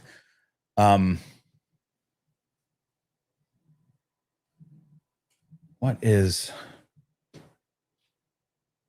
There's something that's confusing me here. What is this? Hang on. What is going on here? Oh, I know what's this. I was like, what is, it's this lamp. This is a lamp. You guys, it's a whiskey bottle lamp. And it's just a lamp shade that you can buy that fits on a whiskey bottle. And it was just barely in frame of the camera. I was like, what the heck is that thing? All right. I got it. Are we just wasting time now? I'm so sorry, you guys. This can't be an enjoyable live stream when I'm off, when my brain is malfunctioning like it is today. All right, here we go. We're going back to the Patreon questions. And you know what we're going to do is make sure that's on. Okay. All right. Here, we can watch Banjo and Maya move around the cage. They're looking for food. they're ready to eat again. Stella's heading back in. Iridescence is crazy. Right? How pretty is that, huh? Oh, you know who else you could get out that's trying to come out? Right below Maya. No, not Echo. Echo's in trouble. Echo's always in trouble. She's not coming out. I'm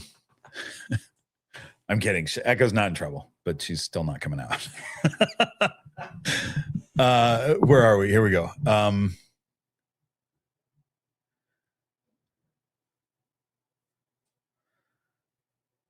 Okay, Barbara says, we let 3 of our female ball pythons regularly hang out together on a large table full of plants, and they seem to enjoy exploring and slithering amiably over each other. Do you think they recognize or remember each other whenever they're together? I do think that, but it's not because of behavior that I've necessarily seen. I just think that there is a little bit of socialness with ball pythons, and they must have an ability to recognize one another. You know, they're giving off some sort of pheromone that they can tell. I have watched ball pythons follow the trail of another ball python that's just crawled that way, and I've seen the snake turn and follow that. Even though we can't smell that pheromone, they can, I think. And there's got to be different signatures from different individuals. So I'm just guessing, but yeah, it's interesting to think about, like, how much do they recognize one another? Are there ones that they prefer to hang out with over others? Probably. Yeah. Careful with that guy. He will take advantage of any leash you give him. He'll take advantage of.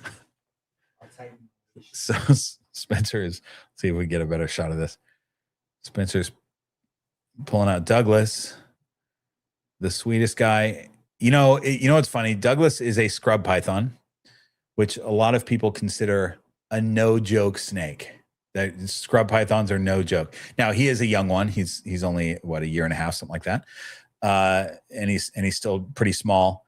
But he is, you know, with most pythons, you don't want to mess with them at night. At night, they're in food mode. You're going to get bit if you mess with a python. You would think that a scrub python, you definitely don't want to mess with at night. He's one of the only ones that I regularly take out at night. Like, he's never going to think I'm food. He's up moving around at night. It's a good time to get him out, you know. Was this the species we saw at Black Box that they had? You remember? No, they had a Brettles python. Yeah. But there were a couple scrub pythons at the reptile show that we were at recently. I don't know that you saw them, though, because you were in your booth. But that's also the actual name is amethystine python. Scrub python is kind of the colloquial name that we give them. Where are we at here?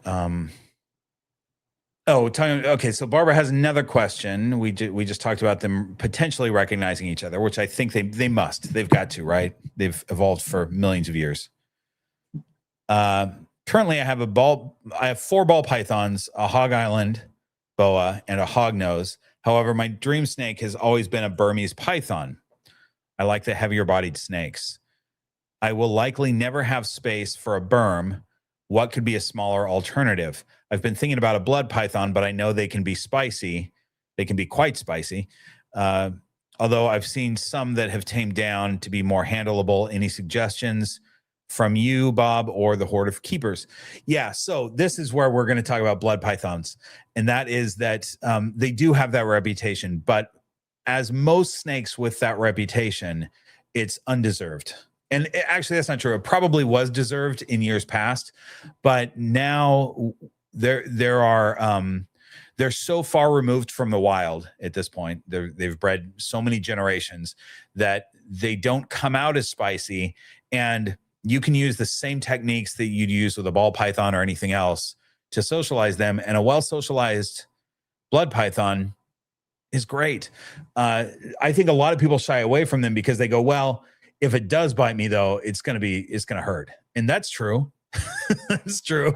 They're big, heavy, strong, fast snakes. They're like the rhino vipers of pythons. Super fast, heavy bodied animals, but they can be real sweet. So I think that reputation is undeserved. So I would say get yourself a blood python. And then the other choice, though, that might be even more fitting for you is a berm ball. Yeah.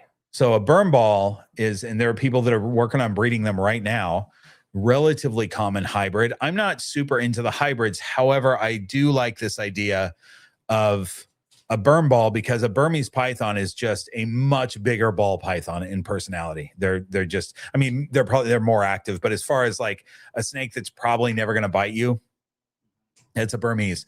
But they're so big that they're a little bit too big for most people. And if you pair it with a ball python and you get a berm ball, then you have a smaller Burmese python, and they look really cool. So I do like that hybrid.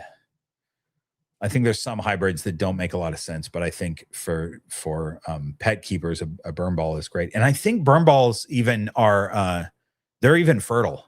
Mm-hmm. You know, a lot of times when you do a hybrid, you get an infertile animal. You know, but berm balls are close enough that I think they're fertile, and you can breed berm ball to berm ball. I think. Am I right about that? I think so. I think so. Yeah. I've been thinking about berm balls for too long. Really? You want to do it? You want to project? I want to do it, but I don't have. Do it, Spencer. Space. Do it. Look. I've never seen your bedroom, but I bet there's space in your bedroom. Yeah, there's space in my bedroom. Candy's Critters, thanks for the super chat. Just because, and request for Pip and Squeak later on if they're available. Can't wait to watch the podcast. Oh, thanks, Candies. I appreciate that. Yeah. Pip, actually, Squeak has been out today, which is so weird. I've noticed him several times out. Can you check and see if he's still out?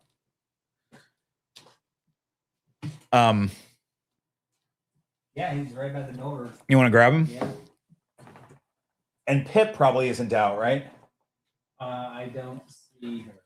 Yeah. Pip's been reclusive. She just shed a few days ago. And I saw her out last night, though. Look at little Squeak. Oh, my goodness. Similar to the berm ball. Very similar to the berm ball. In that it's not as big as a Burmese python. so it's pretty much the same snake. Squeak, what a little guy. I don't know why he's been up and moving around today. He's usually just like Pip in that actually they do sometimes they'll be just out because they were out last night and they're just in their spot and the lights will come on, and so they'll stay out for a few hours, but eventually they'll go and hide for the rest of the day. And he's kind of been up and moving all day today. I don't know what's going on. I was there when you got him. You were there. Yeah. I found little Squeak at Tinley Park in Chicago, and Spencer was with me. This is a snake that I've been looking for, a male pygmy python. I've been looking for a couple years now, and there were 2 pygmy pythons total of the thousands and thousands of snakes. Let's just thousands of snakes at Tinley Park Reptile Expo. 2 of those thousands of snakes were pygmy pythons, and one of those was a male. and fortunately, I was able to find this snake and pick him up. So he's a good guy. We like Squeak. So he's eating 1-day-old mice right now. He'll get one tonight. In fact, I might feed him. We'll see if he'll eat out of my hand. I might feed him tonight while we're on the live stream. We'll see if he'll eat out of my hand, or I'll just bring the camera over and we'll do it in his cage. I don't know. We'll see. Because Pip will eat out of my hand. I've fed her on the live stream before. So he eats 1-day-old mice right now. And he's probably, I bet he's dang close to bumping up. I bet he is. To 2-day-old, to a day and a half. Mice. Yeah. But when I got him, he was on micro pinkies, which I don't know why they're smaller than a 1-day-old pinky. Maybe they're just born. I don't know. I don't understand it. Maybe it's the smallest runts in the litter or whatever. But that's what he was on, was micro pinkies, and they were huge for his belly. So, what's the biggest prey they will ever eat? You know, I've seen some that are oversized, I think, but I think the biggest prey for a female would be like a small mouse. Yeah. Maybe a medium. Whoa. And I'm saying this not having had experience with them when they're actual adults, but I think there's some people that feed hopper mice their whole life, you know. But there was one at the show at the Northwest Expo that I saw that was huge, like way overfed, and you could tell that based on its length and its thickness, it was way too thick. Looked like a ball python. It looked like a ball python, yeah. And they are heavy-bodied snakes, sure, kind of. But you know, Squeak is thinner. He'll get fatter. He'll get more heavy-bodied as he grows. Pip is pretty heavy-bodied, but this snake was, you could tell, way more than it should have been. And in fact, I brought Nick Mutton over because it was a table near Nick's, and I was like, Nick, you know about these snakes. Tell me this. This snake is too big, right? Like mine shouldn't look like this, right? And he's like, yeah, I think that's a little big. So, but you know, really what I do, I look at Peter Birch's, and Peter's in Australia, so I have to look at his videos, but I see what he's pulling out of his tubs. He has hundreds of pygmy pythons. And when he pulls an adult out of a tub, I go, okay, that's what an adult should look like, you know? So I kind of go based on that. Okay, we have a couple super chats. Amy, thanks for the super chat. How do pygmy pythons compare to ball pythons? They are quite a bit smaller, but very similar in temperament, like just delightful. They have no, at least the two that I have no problem with anything. They don't have any fear reaction really. And they eat all the time. You know, once they're started, they're real tough to get started, but that's not your problem as a pet keeper. That's the breeder's problem. They're real tough to get started, but once they're started, they eat all the time. They're real smart. You know, I've target trained Pip. I haven't worked on target training with Squeak at this point, but I do it with Pip just to see because I'm curious what their brain's like, and she picked it up super fast. I've talked about that before. But very similar as far as behavior to a ball python, I would say. Maybe a little more active at night. Crisis, thanks for the super chat. Crisis, you got to stop super chatting all this money. You just lost a bunch of stuff in a fire. If you work with a blood and earn their trust, they are absolute sweethearts. My girl started off bitey, but after a couple months of work, she became friendly. Yeah, that's from someone who has experience with a very sweet blood python.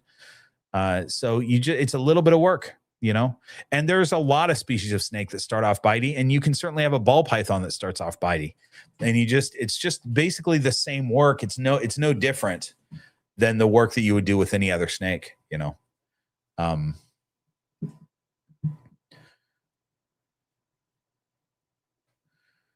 Josh, thanks for the super chat. That's nice. So back to my hopper delicate. Wait, what's the hopper thing? Hang on. This was, I know what we're talking about. Your snake that's a year old that's on hopper mice right now. Do you recommend moving up to a small mouse or rat pups, or what do you recommend? 200 grams. So the snake weighs 200 grams, I'm guessing is what you're saying. But I mean, I would try rat pup, see if the snake will take it. If they'll take a rat pup, do it, because it's going to gain weight rapidly and you'll be moving up to weaned rats. So, you know, for ball pythons, I like to get them on rats as soon as possible. So try it. See if your snake will take a rat. If they won't take a rat, go with not even a small. The small is too small for that snake. Go with a medium mouse, and then it won't take long before you're on large mice and then jumbo mice. But that whole time, try to get them on rats. So that's what I would say. But right now, a hopper mouse is way too small. So that's why I'm saying you can easily do a medium mouse, you know, no problem.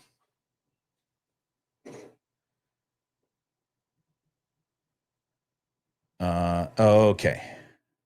All right, here we go. Back to the Patreon questions.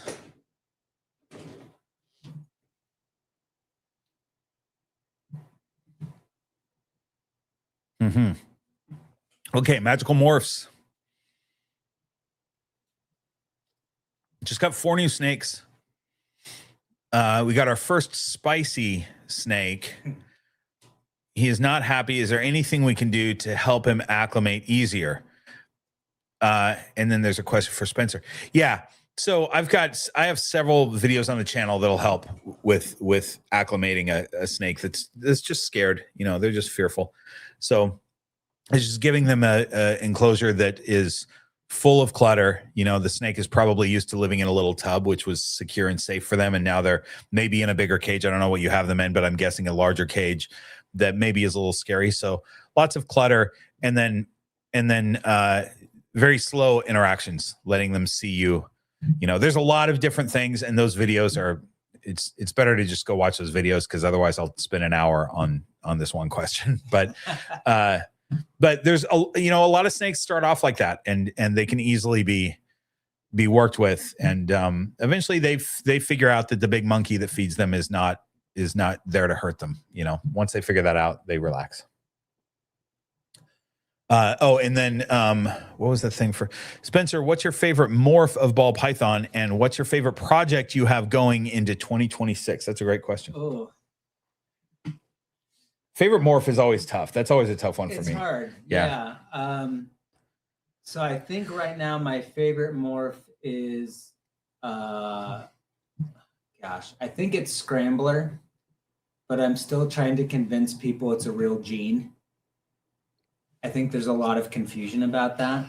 So like Chris Hernan, Marcus Jane, Blackheart Exotics, they're all working with it, and they're all producing beautiful stuff. Right. And then you have the other side of the camp that's just like, that's just, you know. It's not a gene. Oh, I see. It's not a gene. Oh, interesting. So I think that's my favorite, but a confirmed gene that has genetic testing. We're working with Hurricane this year. And Hurricane's cool. We have some cool hurricane stuff coming. But I think for 2026, this is a year of building blocks. And so the projects that I'm excited about most are Tri-Stripe and Lavender Snow. Cool. So those are the two that I'm excited about. Cool. Those are pretty snakes. Tri-Stripe is really cool. I like it. Josh just super chatted. Thanks for this other super chat to remind me that is a Colombian rainbow boa, not a ball python. So, okay. So at 200 grams. So now I'm right. I'm glad you mentioned that, because that's probably not as thick at 200 grams as a ball python is. So, but I'm still guessing that a medium mouse would be fine for that snake. But sure, go ahead and go for. Yeah, definitely not a. Okay, now I'm thinking about this. So probably not a rat pup. Is there anybody in there with rainbow boas in the chat that can advise on this? A 200 gram rainbow boa. I'm trying to think of how thick that would be. Yeah, rat pup is probably going to be too big. So yeah, just go with a small mouse, and then probably the next feeding you can go with a medium, because I think we should be at medium mice anyway. A hopper is too small for that snake.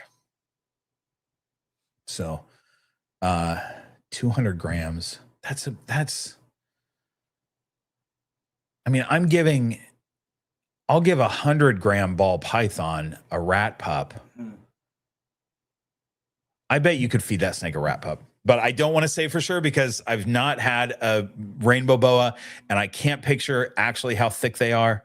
So you're going to have to do your own work on that. Just feed it something that's not bigger than the thickest part of its body, and it'll be fine. You know, I know that's tough when you got to potentially go to a pet store to get the thing, you know, but right now it's eating stuff that's way too small for it.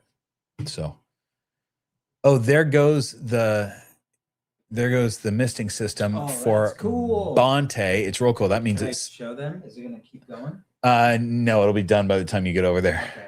Sorry. But we can look at where Bonte is. I was going to bring him out. I threatened already to bring him out, and I'm going to. Do you guys want to see Bonte? The green tree python. I will pull that snake out as soon as the mist settles a little bit. We're going to pull out that snake.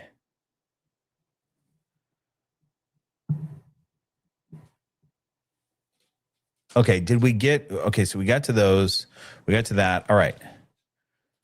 Freya says, Bob, I have an empty 4x2x2. I have 3 ball pythons, a hognose, and a corn snake. I'll be honest, the hognose is uncomfortable for me. He's too whippy and fast. Same with the corn snake, although he's still growing and may get better. What would you put in that empty cage? Oh, and then you're saying you don't want a bull snake. I'm open to anything but a bull snake. Okay. I'm going to say, you can get a like a Hog Island boa or a Tarahumara, a small locality boa would be a great thing to put in that cage. And they're not fast and darty. And the children's python would be a nice little snake to put in that cage. Something like that. Something that's not like, it's a 4x2x2. I think it's cool to put something in there that's not going to max out that cage. Something that's still pretty small. No, what I mean is like it's pretty small, and that's going to be a big cage for it. You know what I mean?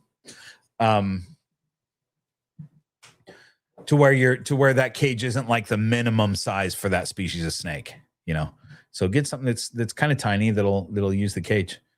But any python species and any boa species that fits nicely on that cage is going to be the right level of movement for you, I think. Let's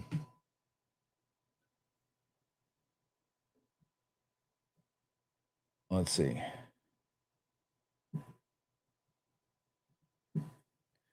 Zigma says, I feed my 1.5-year-old Brazilian rainbow boa rat pups. Cool. I wonder how much that snake weighs. And then Josh says, I'll say this, feeding a hopper doesn't show any kind of lump. Yeah, I'm sure it doesn't. There's no way. A 200-gram snake is not going to show a lump with a hopper mouse. That's for sure way too small. Douglas, oh my goodness. He's here. He is here. I thought he was coming out a long time ago. He wanted to bring all of his toys. Oh, he was trying to bring everything with him? Yeah, I was just waiting. Hi, pal. You know what? I'll leave him with you because he's going to... There's Douglas, you guys. See if we get a better shot of him like that with that, or maybe this camera. Where's that? Up there. Get a little light there. Maybe. Yeah, it's not going to... It won't autofocus. It's not set to autofocus, so...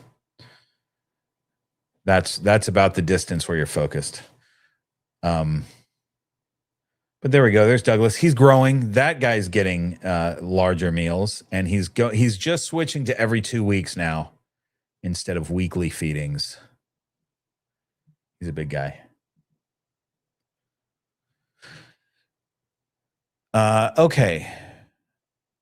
H&K Creations says, I don't know if our ball python knows she's a ball python. She refuses to go into her warm hide, and we've tried everything. And then there was a long, detailed thing, but basically it's the snake won't go in their warm hide. She eats great. I guess she's fine, but I'm just a nervous parent. Is there anything off script we should try to get her to warm up a little more often, or is she fine? Yeah, she's fine. Don't even worry about it. All that stuff you've been trying to do, don't even worry about it. The snake will, as long as your temps, sometimes people are like, oh, my temps are 95 on the warm hide. Well, the snake's not going there because it maybe is too warm for them. But as long as your temps are like 88 degrees, 88 to 90 on the warm side, then that's an option for them if they want it.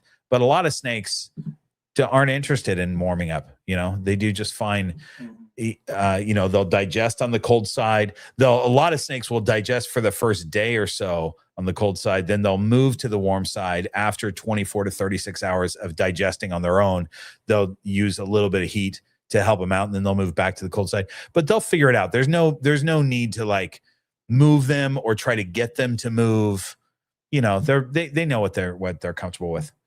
And cold side temperatures are totally safe for that snake, as warm side temperatures are. So, if you're 78 to 80 degrees and then 88 to 90 degrees, within that range, they're totally fine on any side, whatever they choose, I have a question for you. Yeah, say it. Piggybacking off of that. So ball pythons, I don't worry about them if they're eating. Don't worry about them. Yeah. When do you worry about ball pythons? I don't. It's, the thing is for us, Yeah. Us meaning people that have lots of snakes. Yeah. We don't worry. Like, I don't know when you start to worry, but if I have a snake that refuses some food, I will try to figure out why. But it just doesn't happen that often. And if it does, it's they're inbreeding, it's a male that's off food because he's focused on the females, or the inspector for a couple of years, maybe 3 years in a row, he went off food at a certain time each year, but he doesn't do that anymore. Or he hasn't done it in a long time. So that didn't worry me. I don't think I've been worried about a ball python not eating in a very long time. I've got some like Dolly has always been a bad eater. She'll eat and then she'll go 6 weeks before she takes another meal. That's fine. Yep. Like, no problem. Yeah. Same. And what's the longest you've had a snake refuse food? 6 months. So I had 11 months. Oh my gosh. And it stressed me out, but it was early on. And then she just woke up one day and ate everything in sight. Wow. And, produced clutches, Isn't that crazy? Yeah. And actually I should say, this was Lucille when I first got her, and it actually was 8 months for her because she hadn't eaten in 2 months. Gotcha. When I got her. And the guy that I was buying her from said she hasn't eaten in 2 months. And I was like, don't worry, I'll get her to eat. I did, you guys. I got her to eat. Yeah. It took 6 months. I did get her to eat. But yeah, I was all confident. I was like, don't worry, it's fine. She'll eat with me. 6 months later, she finally takes a meal, but she was fine, so 11 months. That's crazy. Yeah. That is crazy. So for those of you who, I get emails a lot. I got a ball python 4 weeks ago and it hasn't taken a meal yet. I'm afraid it's going to die. What do I do? Don't even worry about it. I mean, babies are a little, babies can't go 6 months, 8 months, 11 months, but they'll, once you get their setup right, they'll do just fine. They're not going to starve themselves. Okay. So, we answered that question about the warm hide. Thomas says, if you had to have the same number of snakes you currently have, but none of them could be ball pythons. This is a great question. What single species would you want to replace your ball pythons with if cost wasn't an issue? It's a great question, and here's why. It's not what's your favorite species to keep, which a lot of people say, and I always say, if I could only have one snake that I currently have, it would be a super dwarf reticulated python. Maybe a scrub python. It's tough to say, but that's one snake. That's a very different situation. It's one snake. I have, I don't know how many ball pythons, over 20 though, for sure over 20 ball pythons. Do I want over 20 super dwarf retics with those shenanigans? Heck no. So they're out of the picture. Same with these guys, black-headed pythons. I don't want 20 black-headed pythons. My answer is easy, though. It's a green tree python. which will get the green tree python. Now that I'm saying this, here's my reasoning for it. They're so beautiful, but the reason that I feel like I can have 20 ball pythons is they don't do much. I try to encourage them to do things by free roaming, but I would want another snake that doesn't do much. And green tree pythons sit on a stick. That's what they do. And so that's a great replacement for ball pythons is green trees. And they're beautiful. Let me show you Bonte. Let's see what he's up to. Oh, we'll see. We're getting into the evening now. This is not the time to be messing with a green tree python, but we'll see how this goes. Here, let's do this. Oh. So Spencer, I'm gonna put this on the cage, and then will you hit number 4? Number 4. Here, this one right here. Oh, yeah. Boom. Boom. Okay. So look at how Bonte hides. You can barely see this snake because he's found a leaf to hide. There he is. All right, let's see if I can get this stick out with him. I think I can. You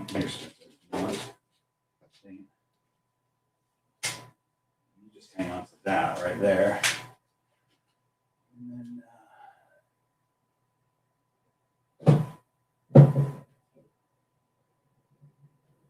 oh, buddy.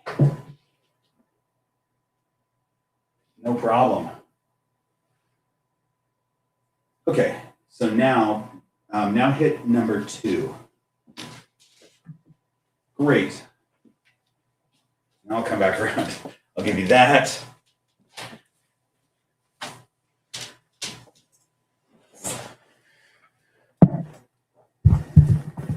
Look at how pretty this snake is. I mean, come on. Let's see what camera shows him off the best. Not this one because the lighting's not so good. Not this one because it's off. But now it's back on.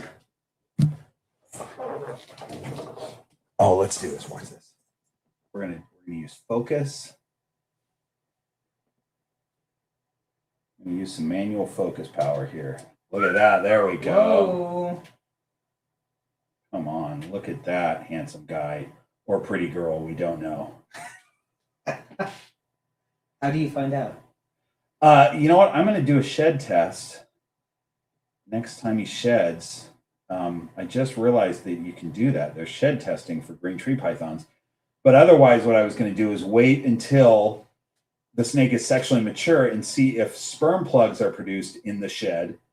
And then you can tell it's a boy. But I'm just going to do a shed test. So seems to be getting more of a line down the spine of blue, which is cool. Some more blue scales are coming in. Love it. What's he gonna look like full grown? Do you know? About like this with now I gotta try to fix this when I sit back down. That's not gonna work.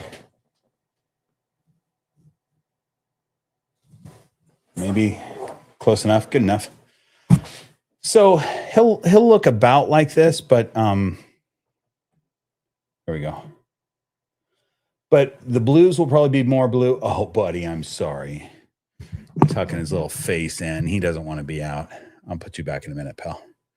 The blues will be more blue, and the greens will be a little bit deeper. And then these white spots. So you see the white spots on his back? Mm-hmm.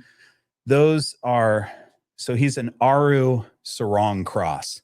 The blue comes from Sarong. The white spots come from Aru. So he's getting kind of the best of both worlds. He might get more white spots in. Again, this is my first green tree python, so I don't quite know what to expect other than what I've read or what people have told me I can expect. But once they start changing, it seems like you've got about a year for them to just do crazy things. Stuff could happen. But I think with this locality, what we're seeing right now is pretty close to what he's going to look like. He's not going to, like, nothing drastic is going to happen from here. It's just what we're seeing is there's going to be more of that maybe. So, what is he eating? He's eating animals, other animals. Perfect. He does. Yeah, he doesn't eat any vegetables. It's weird. I try and feed him broccoli, and there's nothing. Weird. No, he is on small mice. What's he on? I don't know, small or medium mice, something like that. Something that doesn't leave much of a lump. Can you describe to me the process of feeding him as he's on a stick? Yeah, Time? yeah, it's so easy. He is right about now is when he's going to start wanting to hunt. Mhm. Not while I'm holding him, but once he's in that cage. And so he's always, as soon as the lights turn off in his cage, he's like, it's hunting time every day. They're so predictable. They sit on this stick all day, every day. And then when the lights go out, it's time to hunt. So as soon as he's hunting, I just go in there and show him food and he takes it immediately. Wow. Always. So. And how often do you cuddle him? I cuddle every day. You should always cuddle your green tree pythons every day. I'm joking. I want everyone to know that this is not a snake that I take out very often. The last time I took him out of his cage was to shoot the video that you guys saw several weeks ago. And I shot it several weeks before that, probably, about green tree pythons. I don't usually remove this snake from its cage. And when I do, it's this without, I'm not usually handling the snake. I will handle him more probably, but right. I'm not, there's no rush to be like putting him in my hands when he's happy to be on a stick, so I'm going to put him back. Spencer, feel free to go through the chat, see if there's any, whatever you want to do. Your chair is so much more comfortable than mine. I took a good chair, didn't I?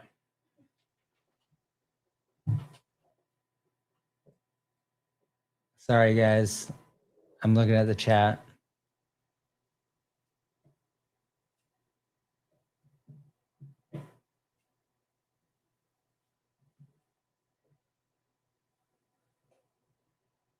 I hope you're all doing well.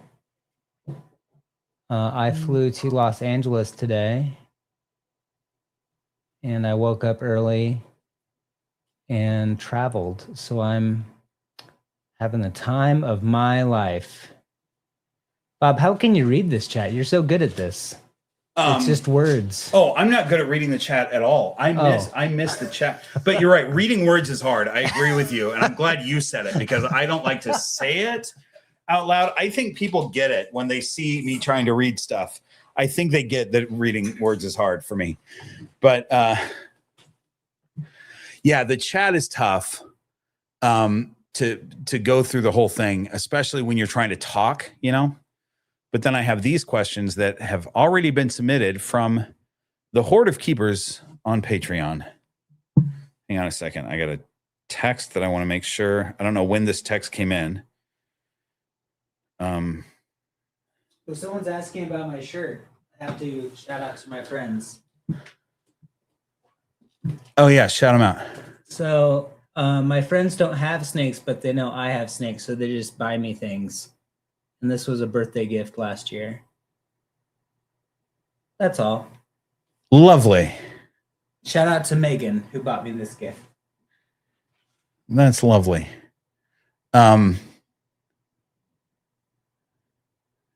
yes, I'm a little jet lagged. Hang on one second.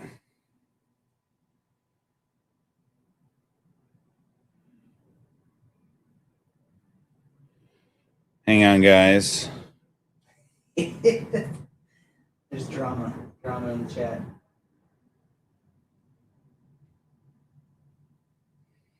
We have moderators, so Perfect. no problem. All right. Let's see.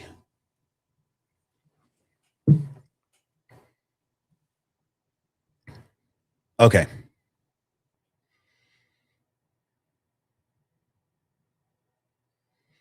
Where are we at here?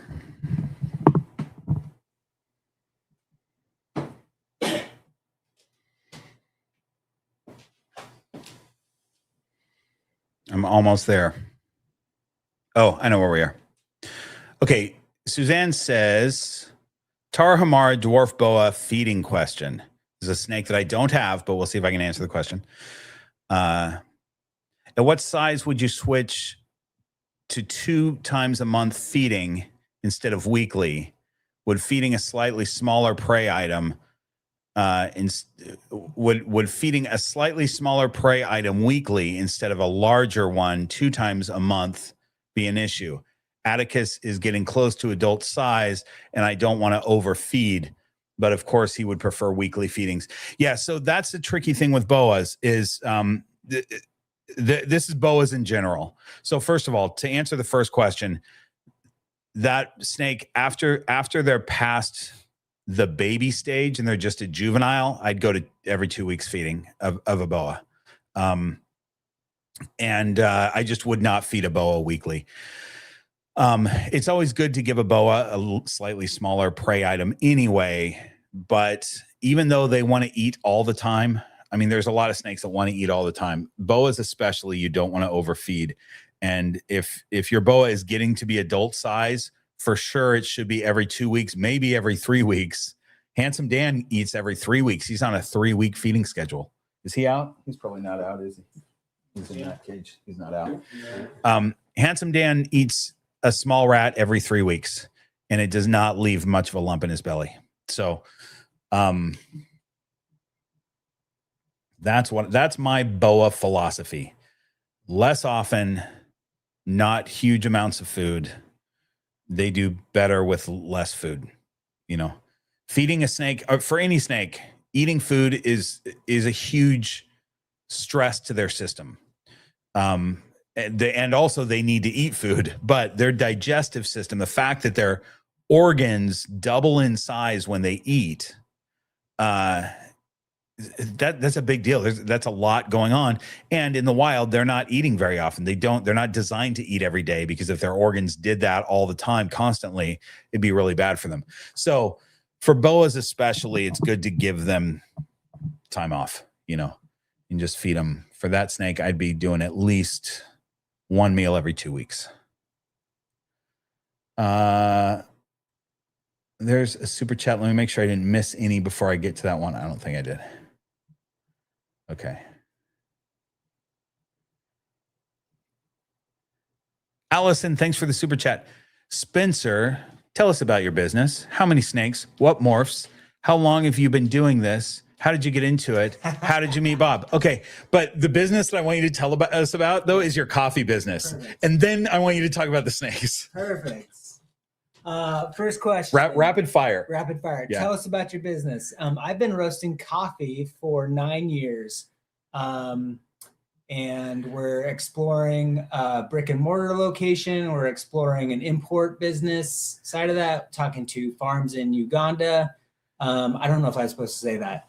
But let me just preface this by saying that Spencer sells wholesale to a lot of coffee places in North Idaho and Spokane area too. Yep. Okay, Spokane in the Northwest.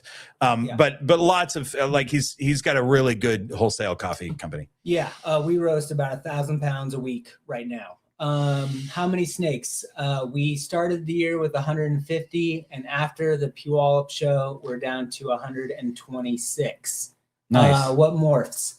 All of them. So many. How long have you been doing this? I've been breeding snakes for 4 years. I've owned snakes for 6 years. And the first snake I got, I called Bob and said, "What do I do?" Mm-hmm. How did you get into it? I called Bob and said, "What do I do?" And how did you meet Bob? I was a barista in a coffee shop, and a guy walked in, and I said, "Hey, I think I've seen your stand-up before." And he said, "Yes, you have." I didn't say yes, you have. I probably said something like, "It's possible. It's possible." Yes. Spencer and I met years ago, and I was spending the winter at my parents live in North Idaho, about a mile away from where Spencer lives right now. And at that time, Spencer was working at a coffee shop that I could walk to. And I was spending the winter at my parents' house. It was all snowy and beautiful. And I was writing a screenplay. And so I'd go to that coffee shop and sit down and work. And Spencer and I got to know each other. Yeah. That was a great series of questions. Boom, boom, boom. Thank you, Allison. Crisis, thanks for the super chat. My boa is 460 grams, and I just switched him to small rats. Is every 3 weeks a good schedule? I think so, probably. I wonder. I have no idea how big Handsome Dan is. Like I don't have a clue what he weighs. I would, but look, at 460 grams, no, I would say every 2 weeks for that snake, because now I'm thinking of a 460 gram snake. I don't think would I be feeding a 460 gram snake a small rat? Yeah. I would. A boa. I definitely would for a ball python, but I'm trying to think of boa. Yeah, I would. I would maybe. I only switched to every 3 weeks for Handsome Dan because he was getting big fast. He was getting bigger faster than his other clutch mates. And so I felt like I was feeding him too much.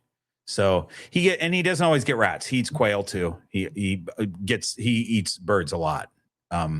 So he's getting a quail or a rat. Sometimes he gets a medium. Like there was several feedings ago, I gave him a medium rat because he'll take that.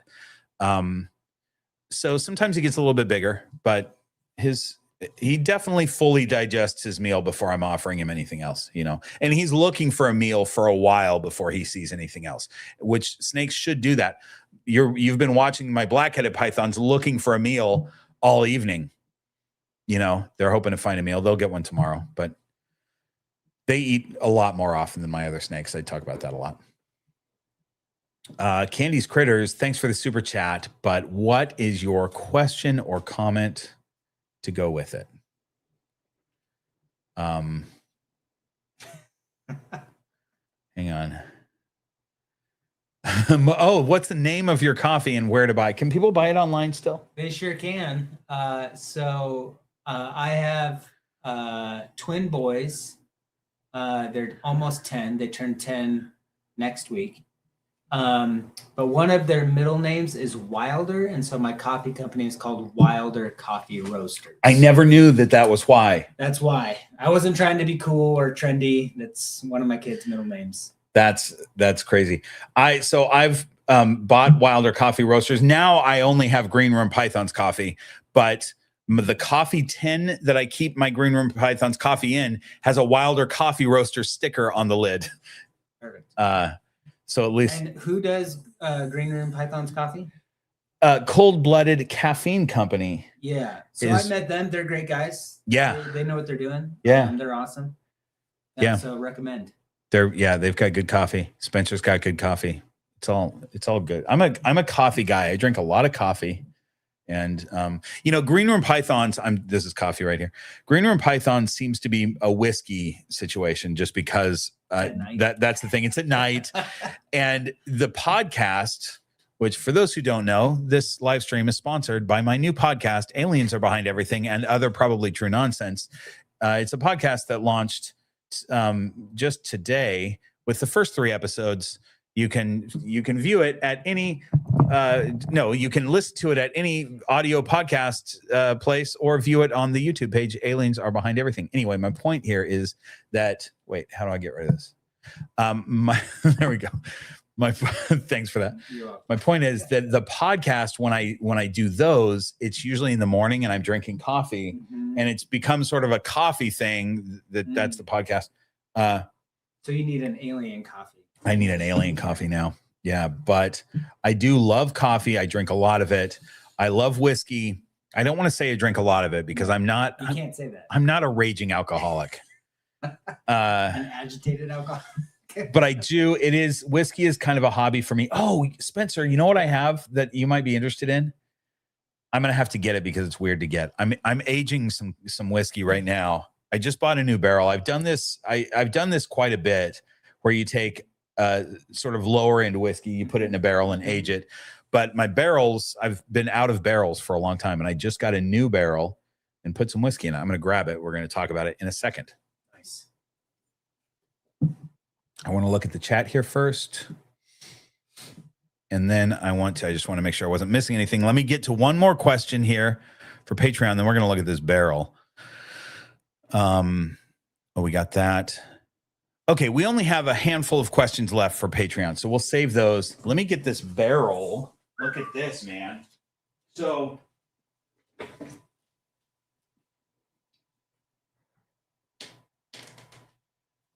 I used to have 3 of these barrels, and I'd have 3, and one of them was like twice this size. So this seems like a small thing, but it can actually store 2 liters. I was gonna say that's a lot of whiskey. Yeah. It's got a liter and a half. That's the big bottle is a liter and a half. Yep. A jug, 1.75, yeah. Yeah. 1.75. That's what it is. Yeah. So I mean, I don't know my whiskey. but of alcohol, the big jug is 175 milliliters or whatever it is. Anyway, that's what's in here right now with some crushed up coffee beans. Ooh, roasted? Yeah, roasted, crushed up coffee beans. And this is Evan Williams bourbon. So Evan Williams is bottom shelf, but it's not bad bottom shelf. Yeah, it's my go-to affordable whiskey. Yeah. It's very inexpensive, and we should actually try this. It's been sitting here for a week. Ooh. So the thing about, you hear about whiskey that's aged for years in barrels. And that is commercially, they put them in giant, like 55 gallon, I think, maybe bigger barrels. And it takes years because there's a lot of fluid in there for the contact to the wood. And when you put whiskey in a smaller barrel, you have a lot of wood contact to the whiskey. So it actually ages it and changes the whiskey in a week or 2 or 3. And especially with a brand new barrel, this is charred on the inside like it's supposed to be. And sometimes you run the risk of ruining your whiskey if you wait too long because it'll over oak it. So we don't want that. No, we don't want that. You want me to rinse that? No, I'm gonna just this whiskey is not good enough to rinse your glass. It doesn't matter. It doesn't make any difference. So I'm gonna just pull this stopper at the top so it'll pour out. This might be terrible. I mean, it's not going to be terrible because at least it'll just be Evan Williams, which is, but we've been drinking some good Scotch and Irish whiskey. So it might be terrible compared to what we've been drinking. I think it smells more oaky than Evan Williams. I wish I had a little bit of regular Evan Williams to compare with. Whoa. I mean, it's oaked. I definitely want to bottle it now. Yeah, I wouldn't wait. Let's do it. Let's do it on the live stream. I got a thing. Watch this. So for those of you that don't drink whiskey, this is very oaked, super vanilla-y. On the nose, it's going to carry caramel. Gosh, it's actually really nice. I was surprised. I'm so glad we did this because I would have waited another week before I even tried it. And the coffee just adds like a little character, just a little. I can't believe it's only been 7 days. That's wild. Can I shout out a restaurant, I guess? Yeah. So if any of you are going to the Pacific Northwest Reptile Expo, what's it called? PACNARS? Reptile Exotic Animal Sure. Expo? Sure. PACNARS. In Puyallup, Washington, there's a restaurant called Perry's, and they do this to their bourbons, and they have an old fashioned made with bourbon that they've barreled, and it's the best old fashioned that I've ever had. Really? That's cool. I go there every year as a tradition before I start the expo. I unload everything, and then I go there for an old fashioned. It's a little good luck tradition. But yeah, this reminds me of that. It's super good. That's cool. I don't know if you guys can hear that. I'm not peeing. This is trying to fill a bottle of. Unfortunately, I only have this one bottle, so I got to figure out where. The rest? Yeah, we're gonna have to drink the rest. I mean, come on, that's amazing. I've so soft. It is. You know, people use the word smooth a lot. I don't like to use the word smooth because it doesn't mean much other than it doesn't hurt when you drink it. Yeah. That's what most people mean when they say the word smooth. But because people understand that terminology, I'll say that it is smoother than if you were to drink Evan Williams. The Evan Williams that I poured into this last week is not, it hurts more. And you just use regular Evan Williams? Yeah. Nice. Mm-hmm. It's nice. Yeah. So I learned this early on when I started doing my first experiments with this, is that when the barrel's new, it doesn't take long at all. And if you wait too long, you'll over oak it. How many times do you reuse this barrel? I can use this probably 5 or 6 times before it's done. But the next one will take probably 2 weeks. And then the next one, maybe 3 weeks. Yep. And then after you've had like 3 of them go through this, you could leave it in for like a month or so. Yeah. You're a month and a half. But I forgot. This is seasoned with rum. So meaning this rum sat in this barrel for a week. I just bought a bottle of, I think, Malibu spiced rum, which I would never drink, just to burn it basically. So you pour the Malibu in there. It sat not for a week. It only sat in there for 3 or 4 days. And then you dump it all out, goes down the drain as Malibu rum should. I enjoy rum, but not Malibu. But it's great it soaks into the wood a little bit. Yeah. Excuse me. It soaks into the wood a little bit and it gives that. Yeah. So that's part of the note that we're tasting, that it makes it easier to drink. It's a little bit sweeter. Oh, come on. Why? It was escaping. It was escaping.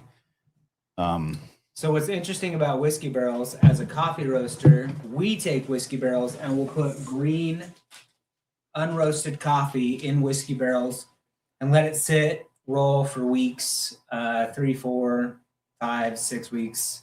And then we'll take that green coffee and roast it. And it'll be so good. So good. So I've had that before. I've bought that for myself before. I'm just cleaning up the whiskey that spilled on the floor. I've bought that for myself before and it's good. But then my sister took a friend of hers from out of town. My sister lives in Seattle. She took a friend of hers from out of town who wanted to see the Starbucks. It's not the Reserve Bar. Yeah, the what? The Reserve Bar. Maybe, maybe where it's like fancy Starbucks stuff. Yeah, probably. And they had this whiskey barrel where they had done that, aged coffee beans in whiskey barrels and did cold brew. And Shan tried that. And I love this about my sister, whenever she tries something that she really likes, the first person she thinks about is her brother. Nice. And she goes, my brother will probably like this. So she bought me a bag of it, and it was like the half bag. How much coffee is in a half bag? 8 ounces. Yeah, it's just a small. Yeah. So a small thing. I think it was, if I remember right, $46 or something for that half. It was the most expensive coffee that I've ever had. Like, it's ridiculous how much she spent on that, but she felt like I needed to try it. It was the best cold brew coffee I've ever had. And I don't know what they did, but it was way better than other whiskey infused coffee. Yep. That I don't know what it was, but it was great. Yeah, I'll have to send you some.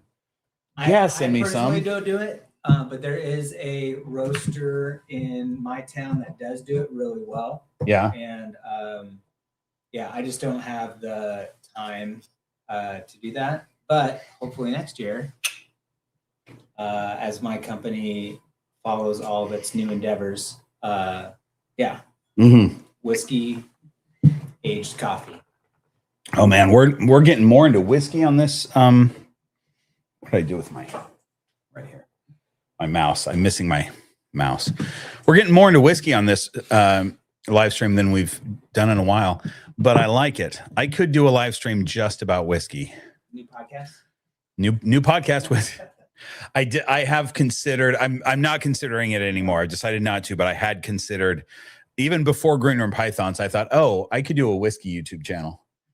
But then I thought, what if I decide that I don't want to drink whiskey anymore? Like, what if I make a health choice to not drink whiskey anymore? I could do that. And I'd hit you, but I mean, that's the thing, you know, it's, Yep. it's a thing that especially as you get older, 100%. it's, you know, I know that if I'm going to drink whiskey at night, I have to drink a lot of water. Otherwise I'll feel terrible in the morning, and I'm not even drinking to get drunk, Right. you know? So, and it gets worse as you get older. So I realized that if my YouTube channel and income is tied to the fact that I drink whiskey, I don't have that option of going, hey, I'm not going to drink whiskey Father anymore. Time's gonna outrun you. Yeah, right. But snakes, I'll always have snakes. When I'm 97 years old, I'm going to be battling a big reticulated python. You know. Sorry, I'm looking at, I saw my name on your chat. Oh, somebody. Spencer, are you going to get Bob to come back to Washington? I'll never come back to Washington. My family gets me to come back to Washington. I may be at the Spokane Expo in September. That's a possibility. I've talked to those guys about coming up for it, and my parents live up there. Spencer lives up there. It's I'm supposed to nudge you in that direction on this trip. So okay. That's what you're doing. Self-nudge. Okay. I feel nudged. The thing is that expo happens the week after the Spokane Renaissance Festival, which I performed at for the first time last year, but I'm not doing Renaissance Festival gigs maybe anymore at all, but at least this year I'm not taking them. So I won't be up there for that, but I might come up just for the Reptile show and to visit my friends and family, you know. The end of an era. Maybe.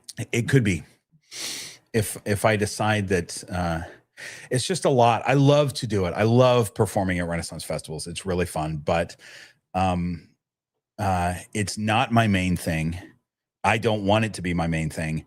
And it's always, you know, I've cut it back to just doing summers for the last few years, but it's always a struggle. And this past summer was a bigger struggle. And knowing that I was going to start a podcast, I know that I can't run a YouTube channel, a podcast, and be on tour during a number of months during the year. And so I just, for at least this year, I'm not going to take those gigs, and I may just not anymore. But the cool thing about these festivals, you know, I was on a festival circuit, and I choose the circuit. So it's like, these are independent festivals, and they hire me independently. So at some point, some festival could contact me and go, hey, do you want to do this weekend or something? And I could just say yes and do it. You know, it's not like all or nothing, but this year I think it's going to be nothing.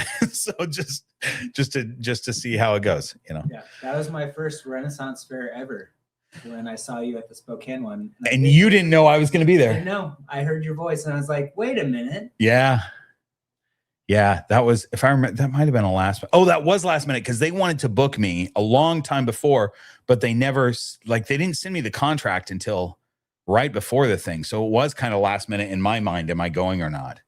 So I just didn't tell anybody. All right, let's go to a snake question. We've talked about whiskey and Renaissance festivals. Now let's talk about snakes. Let's see where we're at.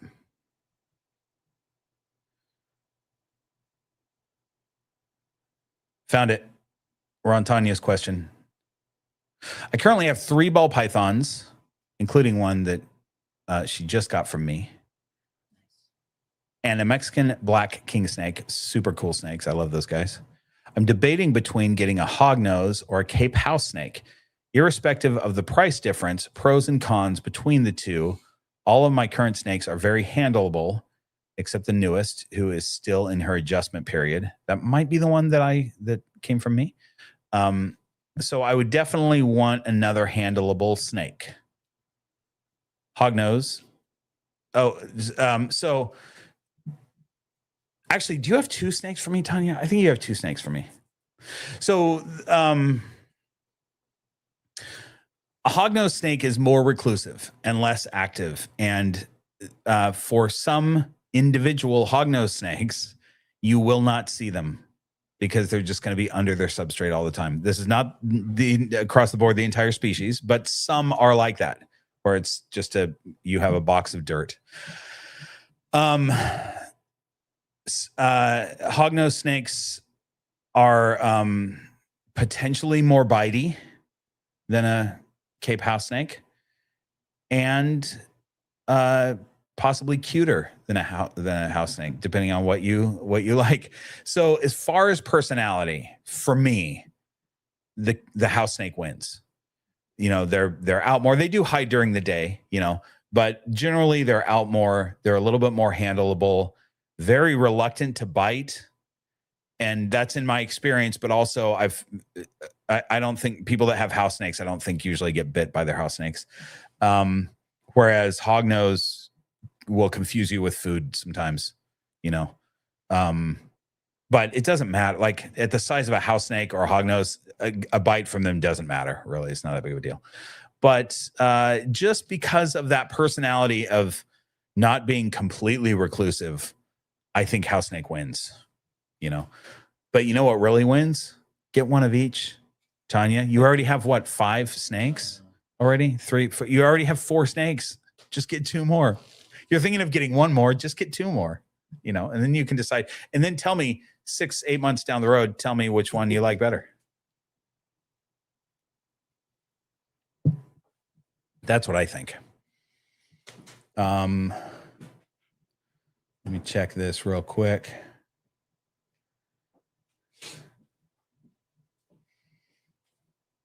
You know what I like about this barrel too is it's a chalkboard. Sometimes these barrels come with a cool insignia on the front that makes it look better, but I like that it has a chalkboard where I can label it with my sloppy handwriting and remember what's in there. Because with my other barrels that I had, they looked cooler, but I had to keep track of a little sheet of paper that reminded me what was what was in there. All right, back to it. Thanks for these super chats, you guys. We got a couple super chats. Elizabeth, hi there. Forgive me if I've already asked. I was a little late. What's your favorite Olympic sport to watch right now? This has not been asked, and it's a great question, but unfortunately, my answer is going to be very anticlimactic. I have not watched any Olympic sport right now, and I've just been very busy with the YouTube channel and the podcast, which is sponsoring this YouTube live stream right now. Aliens are behind everything and other probably true nonsense. However, I will say this. I learned a lot about curling from just a video that I saw from this woman who talked about what she had learned about curling, and it's fascinating. And one of the things that I learned is how polite they are to one another. This was right before the big curling cheating scandal that I also followed a little bit. But what's really interesting to me is under normal circumstances, part of curling is that you call your own fouls. If you foul, you call it on yourself. It's very common to it's just sort of part of the game to compliment the other players on their throw or their shot or whatever you call it. And then it's part of the game basically to, once it's done, you all go out and have beers and the winner buys the first round. It's very Canadian. Which it's super Canadian, right? But it's been around for like thousands of years. They've got curling rocks or curling stones, whatever they're called, that are so old. It's fascinating. So I would say that would be my favorite one just because of it being interesting, but I enjoy a luge. I like a skiing, like anything where you're going fast on snow is fun to watch, but I haven't seen one moment of the Olympics this year, unfortunately. Okay, that was a great question though. Zigma, thanks for the super chat. My hognose is very active versus my house snake. Okay, that's interesting. So you've got a hognose that's out and about and a house snake that's not. I'll tell you, my house snakes are not active during the day at all. They're hiding always during the day. They come out at night. You know, as soon as their lights go out, they come out. But I also know that like my friend Willie has a hognose snake that if he wants to see it, he has to dig around his substrate to try to find it. So always. So, you know, it always has to do with the individual, you know, what's the individual snake like. But I will say that as a species, hognose are a burrowing species. and house snakes are not. So you have a bigger chance of your hognose burrowing than you do your house snake. Here's Tanya. I'm saving room for another one of yours. And yes, I have two from you. Yes, I knew it. Jack and Charlotte. That's right. I knew that, Tanya. I just, off the top of my head, I had to remember. Look at that cute little ferret that you have in your profile picture. You guys, Tanya did the best thing during, when I did this 24-hour live stream, I felt so supported by so many people that were there with me. But Tanya was there from minute 1 to minute, however many minutes are in 24 hours, whatever that last minute is. And every single hour, many of you who were there know that she did this. Every hour, she announced the hour that we were on, and she made it into a rhyme. And it was so clever, and it got to the point where we were all, anybody that was here in the room, we were all awaiting. Like as soon as the hour would hit, it might be 30 seconds after that would come in as the announced hour and the rhyme that went with it. It was great. It was so fun. Tanya is the best. Okay, so here we are. We only have a couple more questions left. Maybe 3 or 4. I don't know. So Alexander asked the wait, hang on.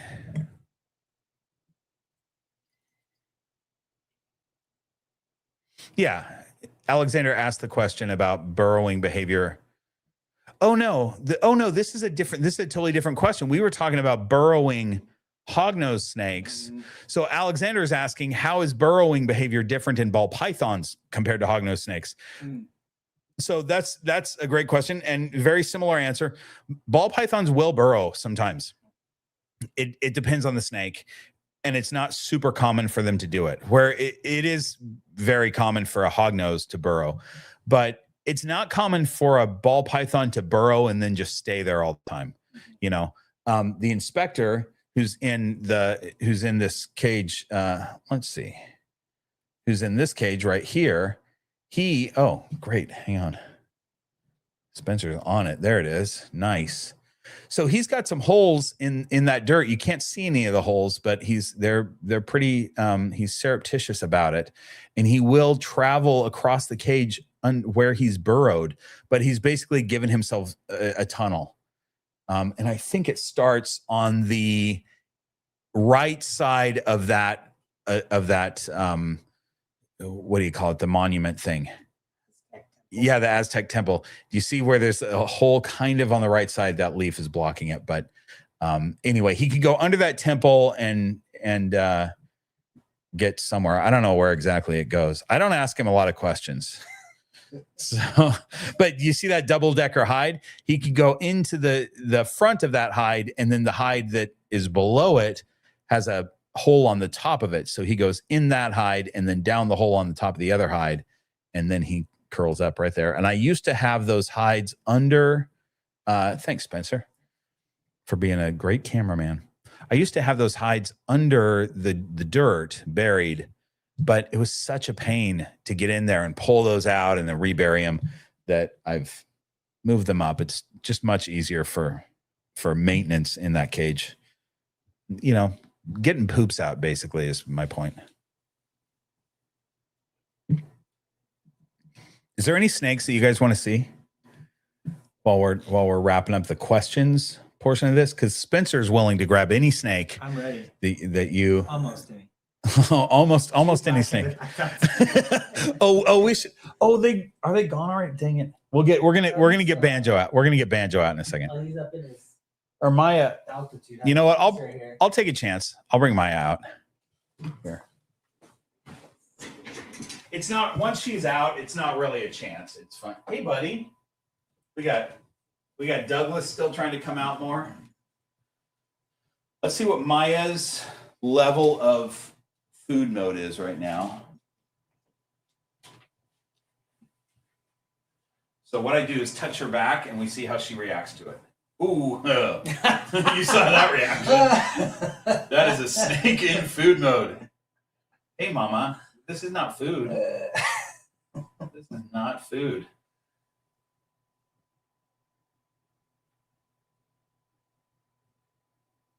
You think it's food. So she's kind of, maybe I'm not going to take her out. So, you know, food mode is like a trance for snakes. You know, they're kind of in a trance. And even though she knows this is me, she'll tongue flick on me. She'll kind of slip in and out of that trance. And I'm not trying to get bit by Maya tonight. Hi, Mama. Hi. What do you think?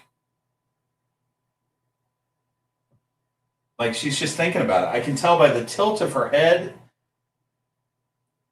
that she's just kind of thinking about it. Hi, Mama. Not food. I know you'd like it to be.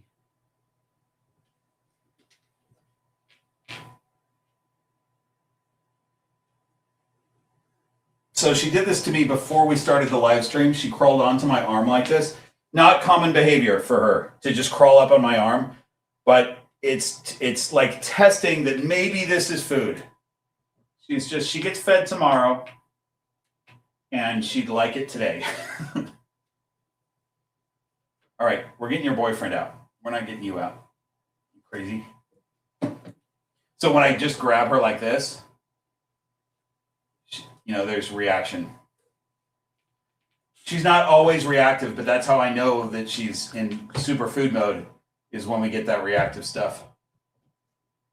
Can you guys hear me okay? I know it's a good mic, but I know it's not. I'm not standing in front of the mic, so.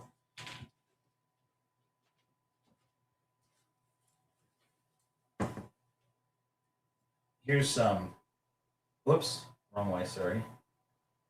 There we go. There's that young man.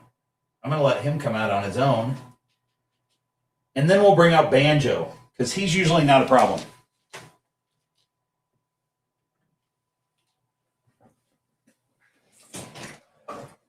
We'll just wait. He'll come out.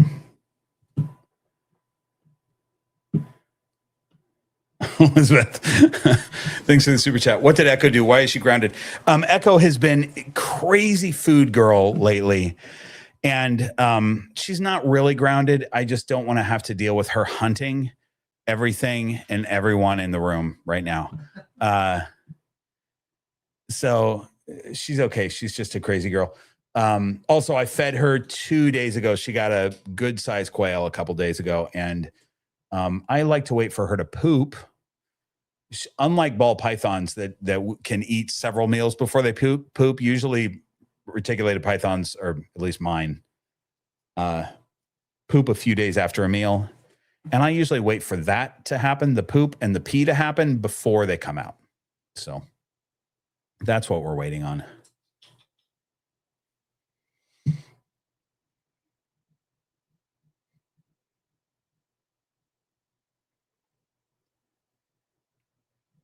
Okay, we got all those.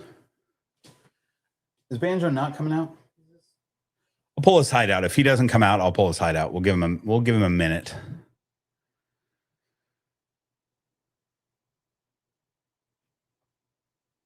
Alyssa, you guys, Alyssa's my neighbor, and she comes over sometimes, and she has been peed on by two of my snakes.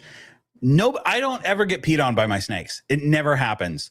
My mom got peed on by my sister's snake last year, last December, a few months ago. And that was crazy. I was like, Mom, this never happens, because ball pythons they don't pee very often. They don't poop very often. Alyssa has now, I think 2 times in a row, she's been here holding a snake. She's been peed on. And it's so embarrassing that that's happened, because it doesn't, like, I don't get peed on. Nobody gets peed on by ball pythons. But there's something special about Alyssa, I think. That's what's going on. All right. Banjo's making his move, it looks like. He just stopped. He just froze. He did freeze. Do your little scratchy thing again. I think he'll react to the vibration of it. Maybe not. All right. We'll get him. Banjo's a handsome guy, and man, he is getting big fast. Where are we at? Okay, so Alexander says, so you're not a spider person, and yet you seem to be doing very well with Carol. I'm most definitely a spider person, and I'm failing miserably with my jumping spiders. So what do you feed her? How do you feed her? Mine refuse to hunt. And how do you water her? Also, how much light does she get? So, Carol, I'm going to show you Carol in a second. I don't know if she's out or not. Oh, you can. So, Carol's. Hang on. Oh, let me reach my button. There we go. There's Carol up there. So, Carol. Yeah, I mean, sort of. Yeah, but you can see her back there. That's her web. I don't clean that webbing out. I let her do what she wants with the webbing. The cage itself there's some bolus in there that's dead bugs. Oh, the lights all went off. But okay, so there's her lighting. She has 2 lights that I just want to be able to see her cage. So I put those 2 lights up, and they are kind of warm. And she oftentimes chooses to sit right where the light is, which I think is interesting. Okay, I'm switching the camera back. So I think that's kind of interesting that she chooses to sit on that. I'm going to turn these lights back on. Hang on. I feed her. Hang on a second. Let me get to my light situation for a second. It's not that. What's the app that turns my lights on? Govi. It's not. It's not Govi. I'll know it when I see it. So I don't know how well I'm doing with her. I mean, she seems to be doing fine, but I'm not I think it's this. It is this.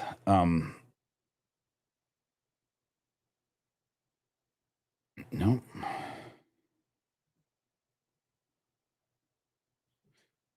Oh, there it goes.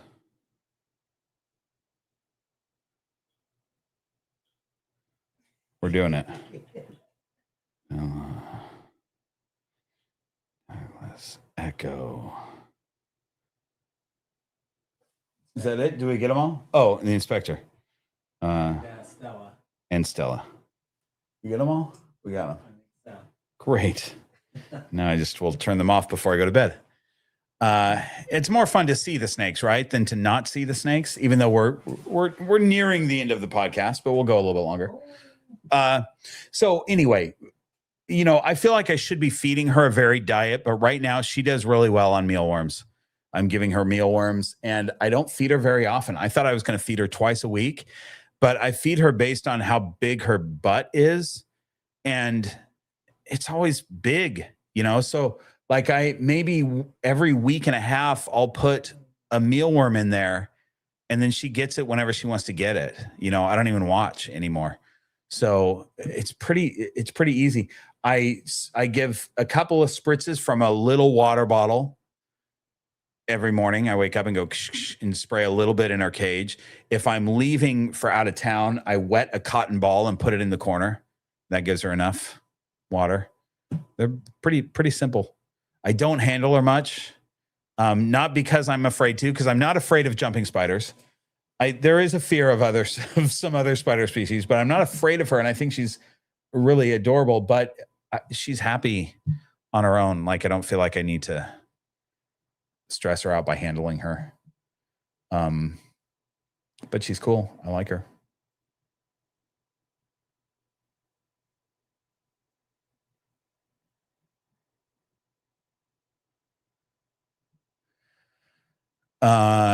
Sue, thanks for the super chat. Where did I get the barrel from? The barrel came from Amazon, but the barrels that I usually have gotten. So I've gotten there's a company called Redhead Barrels that they make cool barrels, and this one isn't a redhead, but it's very similar. Like, it's very similar. I just forgot about Redhead Barrels when I got this. I just went, oh, I should get a barrel, so I went on Amazon and got it. But then I've also I have a relationship with a bar that's not far from me. I haven't been there in ages, but I used to perform at this place, It's called Idle Hour, and it's a bar that's shaped like a barrel. It's awesome. It's a bar restaurant thing, and they have a bunch of barrels like this. And I've gotten barrels from them where like a whiskey company will give them one to display, and they'll give it to me. And so I've gotten a couple that way, which are really, it's how I've ended up with ones that are much bigger. Those are cool to get. So anyway, these are, I don't know, less than $50, I think, for a 2-liter bottle or 2-liter barrel.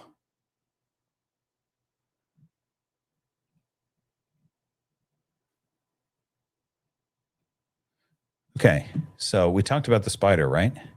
That's Carol. She's doing all right. One of these days I'll bring her out and handle her during the I probably won't handle her during the live stream because I don't know how much of a propensity she'll have to jump away. Usually they leave a lifeline on you when they jump away. So they're attached to something, so they're not just going to leave, but still I just don't handle her very often or ever. I don't handle her ever. Okay. Peaches says, what are some other species of snakes that have similar temperament to ball pythons? It's a good question. Burmese pythons. Do you want something that's so much bigger than a ball python, but has the same temperament? Burmese python. Spencer, that's great. Is he out? You got him? I got it. Nice job, man. And that's the snake to do that with because he won't bite you. Perfect. I mean, I say that and then watch he tags you in the face. Yeah. He's never bitten me or anyone else. I should say that. It's just never happened. He's not a biter guy. So anyway, the Burmese, I was kind of joking about the Burmese because they do get huge, but children's pythons, spotted python, any Antaresia are very similar to ball pythons.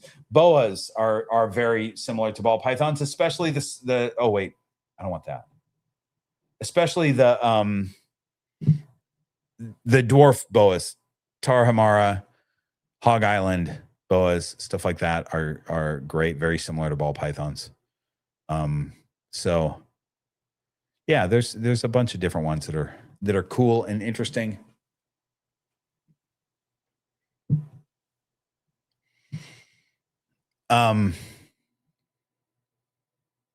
You're saying temperament, not like activity. There's individuals, this snake has the same temperament as a ball python, but I wouldn't say that a black-headed python in general has that temperament. They're more like, Maya is more the temperament, meaning not meaning aggressive, or defensive, but just thinking everything is food. Right. I just got lucky with Banjo that he doesn't think everything's food. And so his temperament is like a ball python, but his activity is a lot more. He's out way more, moving way more, a Brettles python has a temperament of a ball python, and so that's actually a really good one. If you don't care about if it's okay that your snake has more activity and is moving around a lot more and is maybe a little bit bigger eventually than a ball python, a Brettles python is a great one for temperament. Can you crossbreed Brettles and ball pythons? I don't know if you can or not. Anybody know that question? Have people bred ball pythons with Morelia species? Why would you do that? I hope not. I'm not into the hybrids. Although, except for the burn ball, which we talked about, the burn ball I think is interesting and cool, and I think there's a good reason for it. People that want a Burmese python. There's also dwarf Burmese pythons, but I don't know how big they get. A dwarf Burm might still be a pretty big Burm, and they're not. Hardly anybody's working with them, so that you can't just buy one. Like an adult Brettles is, I think, the coolest looking snake. It's pretty cool, right? It's cool. Yeah, you got to handle that when we were at Black Box Cages together. They look like a dinosaur. Yeah, so cool. They're awesome. They're awesome for sure. Terry, thanks for the super chat. I just wanted to say thank you for your videos. I successfully swapped my ball python from mice to rats. First try, thanks to you. You're an amazing resource. Oh, thank you so much, Terry. That's really nice to say. And I'm so glad. Congratulations. That's amazing. That you got your snake to switch. That's fantastic. That's such a good feeling, right? Especially when it's a snake that hasn't eaten in a while, or maybe it's been reluctant to switch, and then all of a sudden it happens. It's such a good feeling. Okay.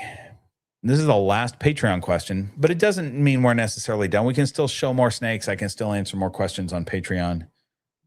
We can talk about the podcast. Have we talked about the podcast? You know, the podcast is sponsoring this live stream.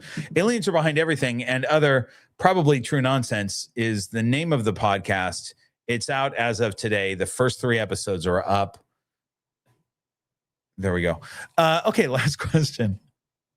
Tyler says, what I was originally going to say about what I love about boas versus ball pythons is boas are semi-arboreal, which opens up some options for building their enclosures to suit their semi-arboreal desires.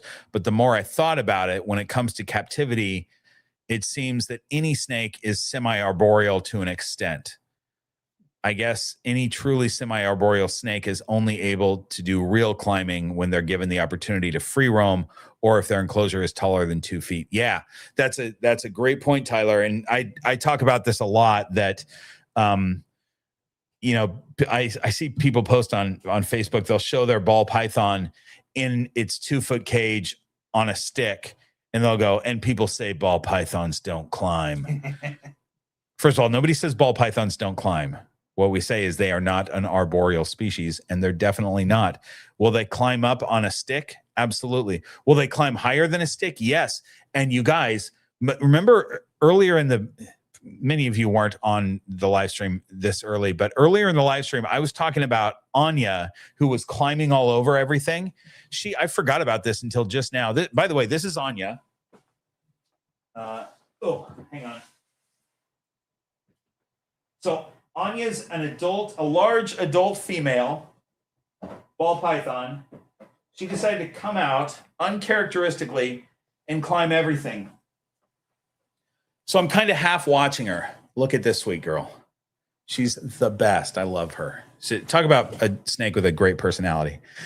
So I'm kind of half watching her. She climbs up onto a desk and then onto the coat rack that I call the snake tree. If you guys have seen my arboreal snakes, she's on the coat rack and stayed on there for about half an hour. And I didn't need to spot her because there's so many rungs on that coat rack that I knew she wasn't going to fall. She always had something to hang on to, but she had such a fun time. I mean, I don't know if she had fun, but it seemed like it. She had such a fun time climbing around on that coat rack. And now she's pushing my hat off. But this is a very delightful snake. Personality wise, I really like her. How you doing with that black-headed python?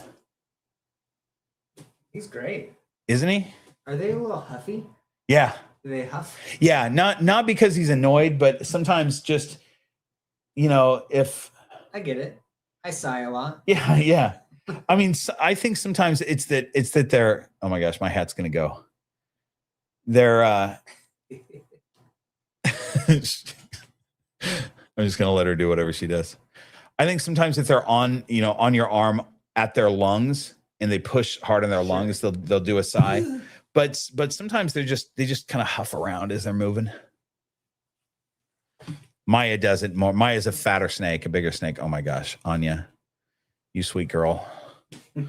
I'm letting her go on my hat, even though she's way too big to be up on my hat. But this is the first snake on a hat of the evening.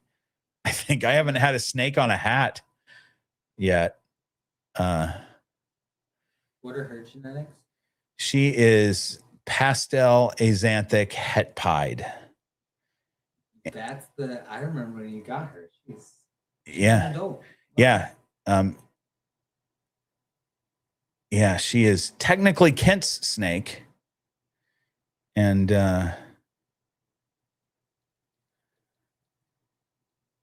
yeah, Okay, I'm just focused on her climbing on my hat. Way too big for this hat. Hang on.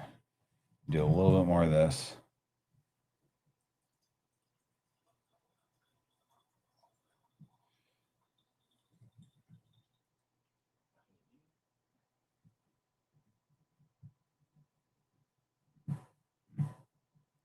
Okay. So she came from Gray Family Snakes, who sponsored the channel before Spencer. They're still good friends of mine. I love those guys. They're a great family. And they produced Anya and sent her to me. And yeah, she's a cool snake. I really like her a lot. Oh, we got that. What was the other thing that I was going to do? There was something that I was about to do that I've now forgot.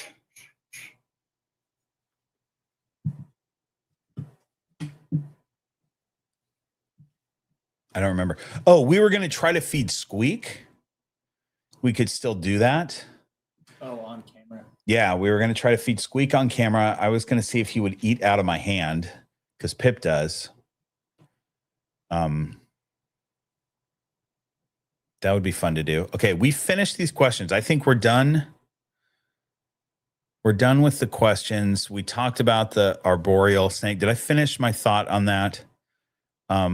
Yeah, so we were talking about the semi-arboreal snakes, and the fact is that, like, I pulled her out to talk about her climbing. She climbs all over the place, loves to climb, or at least that day decided that she loved to climb, and she is enjoying being on top of my hat right now.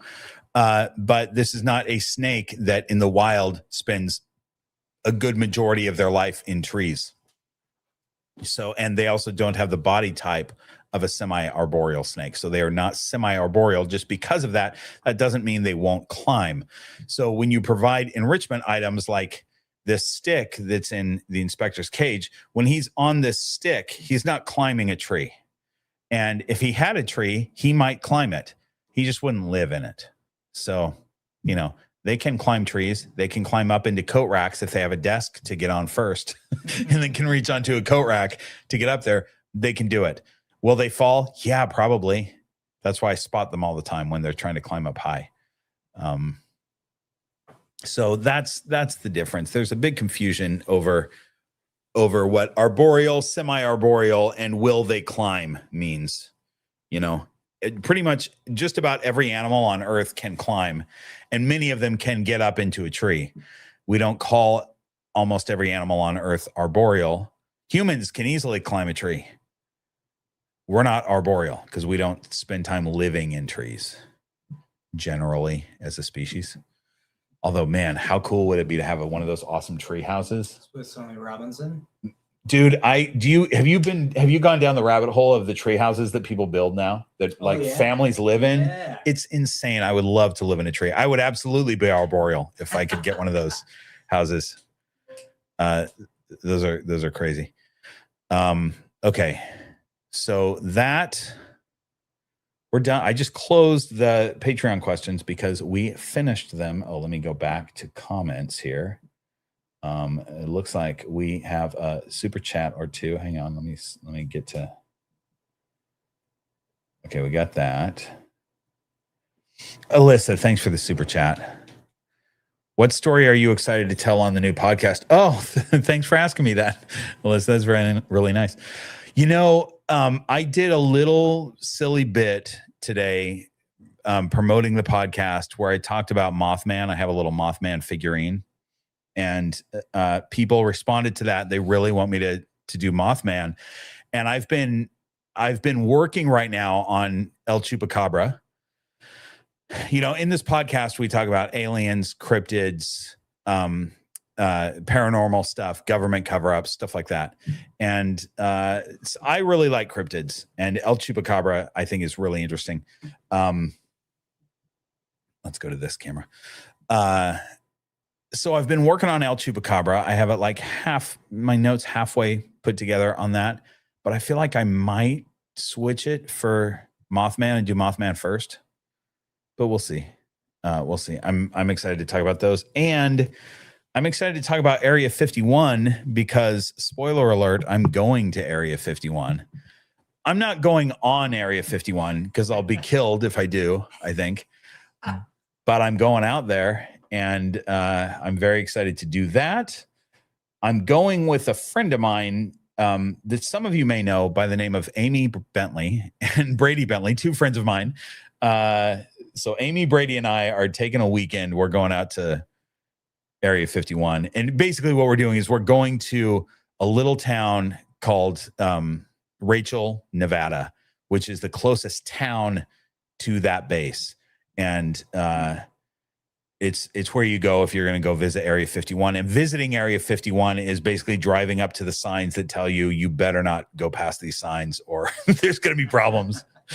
And you can look up in the sky and see, you might see like UFO/UAP activity, but your better chances are of seeing human activity that is the testing of the new flight technology that we're doing under super secret classified stuff. So that's what Area 51 is: super secret classified military aerial development. And that bit of information is not classified anymore. It used to be, but now the government acknowledges that that's what Area 51 is, and that is what it is. But then there's this other thing that's a little bit away from Area 51, but not far, called S4, and that's supposedly where the alien stuff happens that everybody talks about. So whether that's true or not, I don't know, but I'm definitely going to talk about it on the podcast, and I'm excited about it. Alyssa, thanks for that question. Back to Chang. Thanks for the super chat. I'm picking up a snake at a reptile show this weekend. Found the seller on Morph Market. Lots of great reviews, etc. How common are mites at reptile shows?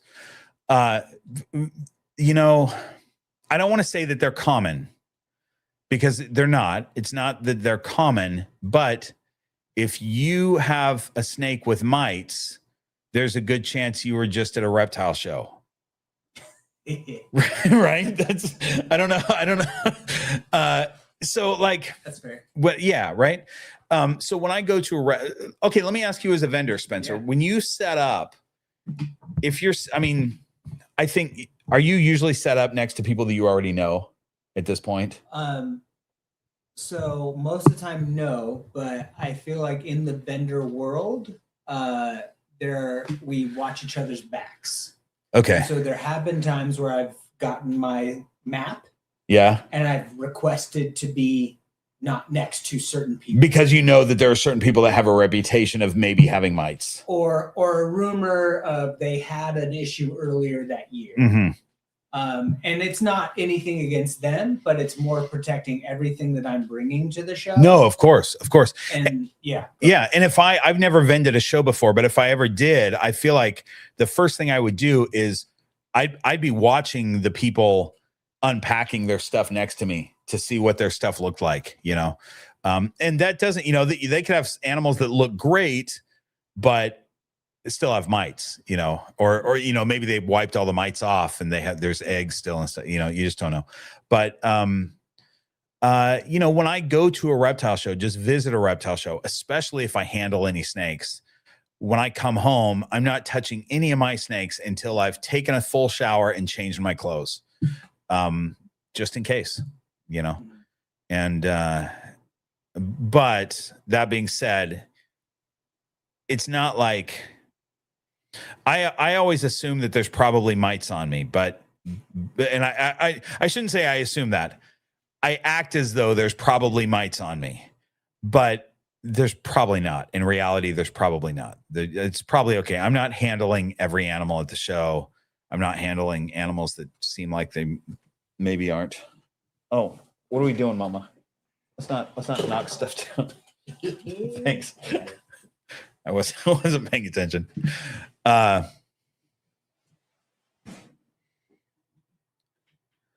So I don't know if that answers your question, but be smart. Yeah, act as though there are, but there probably aren't. That's what I'll say.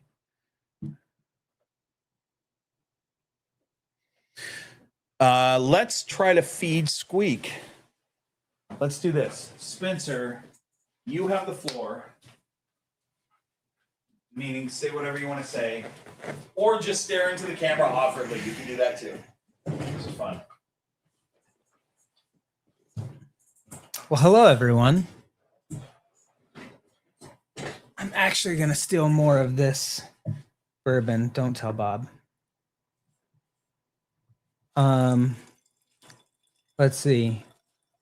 I'm going to read the last couple questions or comments. Mites can be brought by the people attending as well, not just the vendors.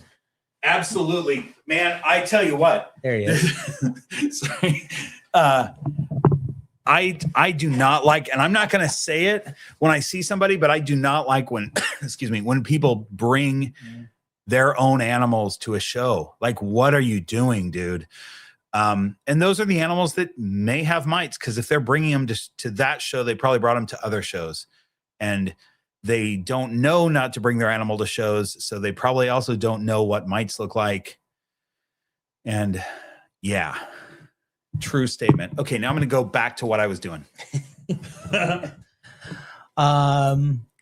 Yeah, I get when people walk by my table when I'm vending and they're carrying an animal, I'm pretty protective of my animals. And so I make sure not to touch anything, and I don't have anybody hold my animals. Very rarely do I let someone hold an animal that I'm selling unless they're interested in buying it. And we go through a whole protocol of them, you know, doing hand sanitizer and all that stuff. But it is very rare that I let someone handle my animals at a show. Except my nephew. You let my nephew hold. Bob has VIP access to my booth. But yeah, next question. Sorry. Zigma, just chilling, watching the stream with my ball from the Royals Project. Oh, nice. Love this snake. Hi, Spencer. Hello. Good to Galadriel. Ooh, I'm a big Lord of the Rings fan. So thank you for that, Galadriel. Yeah, I think we're all kind of following the theme of don't bring your pets to expos.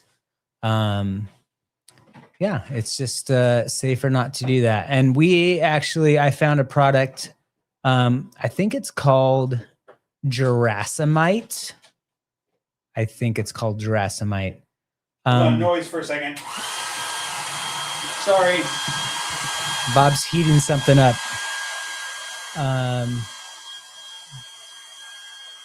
Let's see. Hello. Hi to Crisis. I just picked up a BCI boa today, and I see a lot of conflicting information about what enclosure size. What do you guys recommend for a female BCI enclosure? Crisis, it depends on the size of the snake. Oh, this is XX388. What? Oh, not Crisis. Not Crisis. Crisis just said hi to me. Oh, I see. Okay. XX388. It depends on the size of the snake. Right now, like, I'm assuming you got a baby, but I don't know. And BCIs have a big range of how big they could potentially get. You know, if you got a baby, have it in a cage that's about as long as the baby is, or maybe a little bit longer, something like that. But let us know if it's a baby or not. There you go. Is it the same rule, kind of like if your snake is longer than two sides of the enclosure, time to get a new enclosure? Yeah, but I mean, it Loose also rule? depends on the snake. Sure. You know, the personality of the snake. I like to go, you know, I think bigger is better usually, but not always. Zigma says, I hear hand sanitizer does not protect versus mites and other snake diseases. I wait at least a few days before I touch my snakes after an expo. Good practice. I don't have the luxury. Maybe I'll go through a more regimented cleaning. Oh, back to Jurassomite. Yeah. So I'll wipe down my animals with an all-natural anti-mite product. I really enjoy it, and I've never had mites. I've been at a lot of shows. But yeah, just be safer rather than sorry, and all the things. And here comes Squeak. Here comes Squeak. I think he's ready. Yeah. Here we go. We'll see. I don't think I've ever tried to feed him. If I have tried it in the past on a live stream, I don't remember it, which means it didn't work. So let's see if it works now. I'm going to move my mic out of the way a little bit. Squeakers, what do you think of this? Oh, he wants it. there you go, buddy. Okay, there it is. That looks so big compared to him. It does. It is big. It is big compared to him. He's I was saying that I was going to bump him up, but now that I just fed him this, I take back my my previous statement. He is not even close to bumping up yet, but we'll let him do this. Kind of gross because I end up touching the mouse. I don't like touching a dead mouse. You guys, I mean, you guys probably understand that, right? Okay, we got the glasses. We got Squeak eating a mouse, no problem, out of my hands. And actually, as soon as I offered it to him, I was like, I should have waited a few minutes. Like I literally just, he was crawling through his cage, and I grabbed him and pulled him out of his cage from behind a plant, and then shoved a mouse in his face, and he still ate the mouse. Like I should have given him a moment to settle in, but it didn't matter. They're just these Antaresia, man. They're happy to eat some food, you know. So in the wild, a constrictor. Most of these python species constrictors. Which ones are not?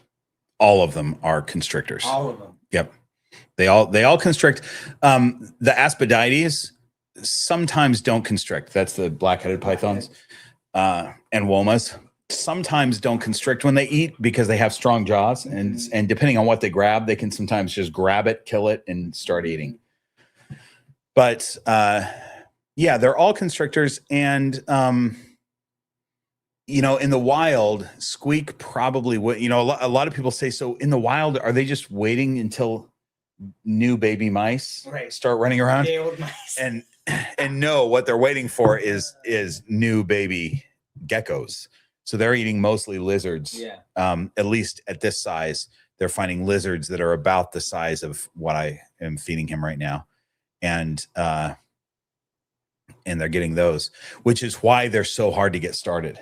It's really tough to hand a brand new baby pygmy python something that smells like a rodent because they're not wired to eat that yet.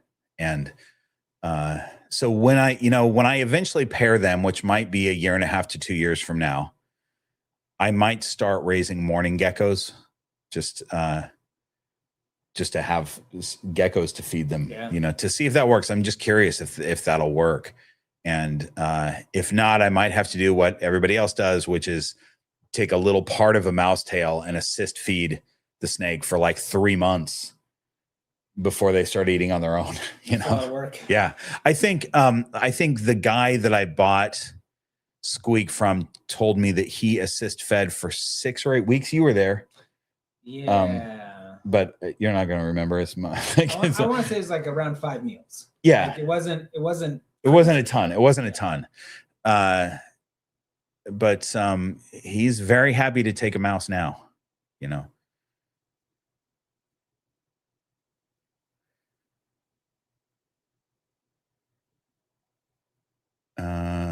Okay, let's see.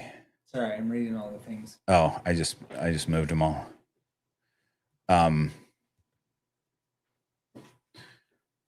Alyssa, yeah, I would wash my hands. I should be washing my hands. Yeah, I wash my hands usually when I'm handling crickets. Alyssa, can I borrow a cricket from you? Because I know that you have crickets down there, and I don't usually have them. And I'd love to just put a cricket into Carol's cage. I might borrow a cricket from you one of these days. I'll trade you for a mealworm.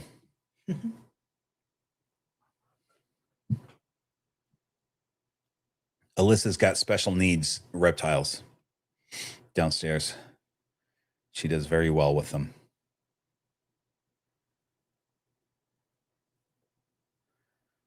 So we'll see how long this takes, little Squeak. I think it's so funny that he doesn't even care. These pygmy pythons should be so afraid. They're so tiny.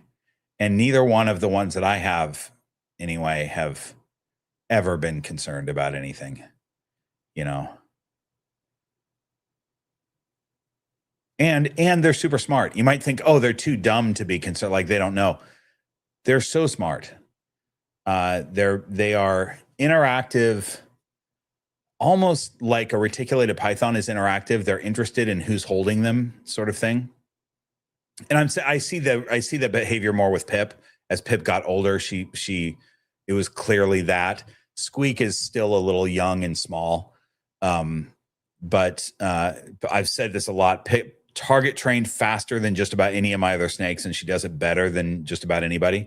I need to start target training him. I've been lazy with that. I haven't target trained Squeak yet, but I assume he'll be the same. It's so funny that their heads are so small, but with the few brain cells that they can pack into their head, they use them very well.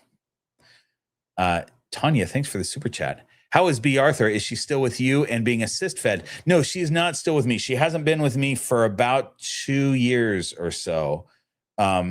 She is with a member of the Horde of Keepers, and I believe she is still being assist fed. I don't think that snake is a snake that will ever eat on her own, which is unfortunate, but she does, like, she always just acted like a snake otherwise, you know, and she was just assist fed. So,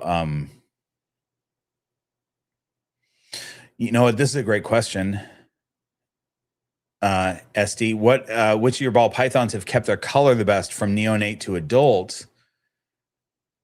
So I have a few that have kept their color very well, but I've got a video that's coming out. I don't remember, next week or the week after. I know that it's done and uploaded, where I am comparing baby snakes. So here's what happened. The Horde already knows about this because I told them about this. Every time I bust my phone in the jungle, which has happened a number of times, it seems like every time I go to the jungle, I break my phone. And every time that happens, I lose a percentage of photos that don't come back when I get a new phone. And it's so annoying. But a few weeks ago, I signed into a new account. Or not a new account, but an account with like a Microsoft account under a different email address. And I realized that a lot of my old photos of snakes when they were babies were on that account, and little video clips and stuff. So I made a video comparing baby snakes to their adult counterparts based on those photos that I just got. And so I'm going to show you some that have kept their color. But this is a great question. So first of all, anything Desert Ghost is going to keep their color. That's what Desert Ghost does. It's why it's one of the best genes in the world. Spencer, what are some others that you know of that just keep their color really well? I have one that I'm going to say, but I want you to see if you say it first. Sure. I think all of my pavement stuff. So anything in like the highway stuff, like if you go highways tend to light out. They'll just fade. Freeway keeps their color a little bit better. Yeah, freeway, pavement especially. I think super asphalt keeps their color really well. Yeah. Anything leaning towards the darker side. My favorite thing for keeping colors is Ultramel. Yes, that's what I was going to say is Ultramel. Yeah. Molly Malone in there. We can show you Molly Malone. She's about as bright now as she was as a baby. Yeah. So that was my answer. Is Ultramel is a really good one for keeping the color. And then there's the other thing that I talk about in this video that's coming up, so spoiler alert, is that there are other species like carpet pythons that get brighter as they get older. You know, those of us who have ball pythons, we're used to this thing where they tend to fade out. Most morphs fade out. There's a couple that stay the same. But carpet pythons a lot of times get better looking as they get older. And there are other snakes that do that, other species that do that. So it's kind of interesting. But, you know, I think this video, for a lot of people that are wondering, what's my snake going to look like? How big is it going to get?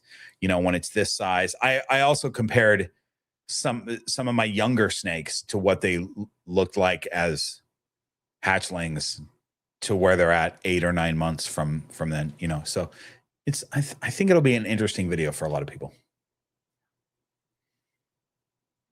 There's a question about blue-eyed leucistics and which ones are pure white versus which ones have pattern.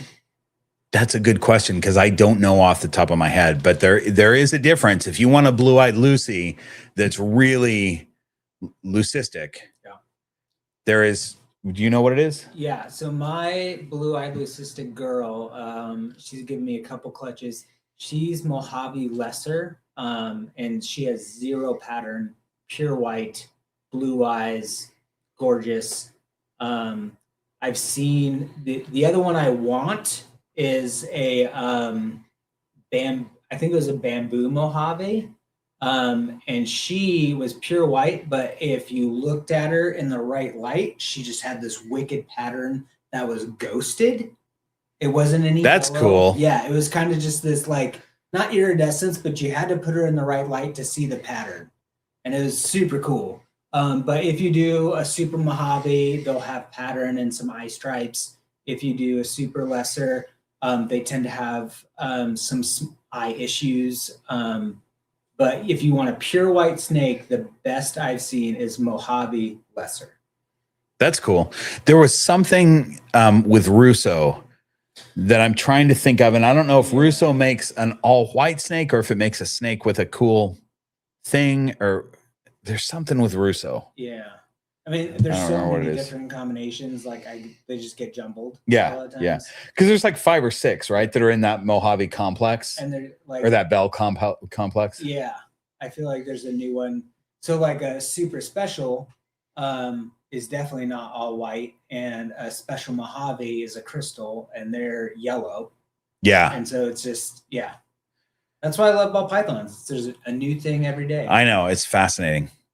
Look at that. I know. Look at how thick his neck got, you guys. No problem. Snakes can eat large meals. This 1-day-old mouse was a large meal for this little snake, and it made his neck super thick. We're not making fun of you, man. Sorry. This little skinny necked snake is getting it down, no problem, because they can, and then he'll have a lump in his belly. As soon as he gets it into his belly, I'm going to put him back in his cage. But I mean, really interesting. We've got a mouse-shaped lump. It's just moving down into his belly. That's actually such a good way to show it, because he's not using anything for leverage like some snakes do. He's just using his muscles, his body, to just curl and push it down into his belly. Look at that. Yeah. He's ready to go. Good boy, man. Great job. That was a good little feeding example right there. Feel free to take over there, Spencer, if you want, while I gingerly put him back in his cage. Let's see. I've tried the black light, but didn't see any pattern. Mine is also supposed to have GHI, but it's hidden by the bell. Yeah, black lights, you need to make sure you get strong enough black light to see that pattern. My bell is also a visual clown, and so I think her pattern's a bit different. Excuse me, different. But yeah, just get a strong black light. You can pick those up on the independent website that Bob's promoted all night long, Amazon.com. I would like to see an ivory ball breed with a blue-eyed Lucy. So an ivory is going to be a super yellow belly, and a blue-eyed Lucy is going to be a number of different things. And so you'd get a yellow belly, whatever your blue-eyed Lucy is, yellow belly Mojave, yellow belly special, yellow belly bamboo, or lesser. It's going to look not as exciting as blue-eyed Lucy, but that's fun. I have my ivory Enchi pastel pied going to a super asphalt, super Enchi desert ghost. So I'm super excited to see what those babies look like. She's eating a lot of food right now, so I'm expecting that those babies are on the way. Wait, Spencer, hit number 4 real quick. Number 4, boom. Guys, here's Bonte on the hunt. His lights are off now. I'm shining a flashlight in there. Boom. And he is out of his green tree python position and hunting as per usual. Okay, now you can go back to 2. He's not lazy. He is not lazy. Let's see. Yeah. Yellow belly Mojave. I think I caught up on these guys. Oh, I'm going to read this one. I have a ball python female getting a male as well in the next few days. Is there any aggression between sexes? They are of equal size. I wouldn't expect any aggression. Aggression's usually just between male to male. Once they're sexually mature. Correct. Yeah, make sure that they're up to size females. I start breeding mine if they're strong eaters at 12 to 1300 grams. 1500 is a good size for females, and then males, 700 grams to 1000 grams, depending on how sexually mature they are. You guys just posted a bunch of these. Nice. Are they asking all the ball python questions? Yep, here they come. Nice. Don't you love saying all the morph combos and the snakes we own when people ask what we got? Yeah, I love it. Morphs are great. Let's see. My future pairing is going to be my pastel pinstripe fire pied female to a pinstripe yellow belly OD pied. Excited for next year. Yeah, I love pinstripe pieds. I have a few right now. Just washing out that pattern, bring a lot of color to the pied. Yeah, super excited. And now green tree python questions. Take it away, Bob. What's the question? I wish you just read it to me. I'm trying to watch Douglas right now. Let's see. Just picked up a Lyra. Lyra? Is that Lyra? Green tree python? Yeah, I don't know. Do you know anything about that locality? No, I don't.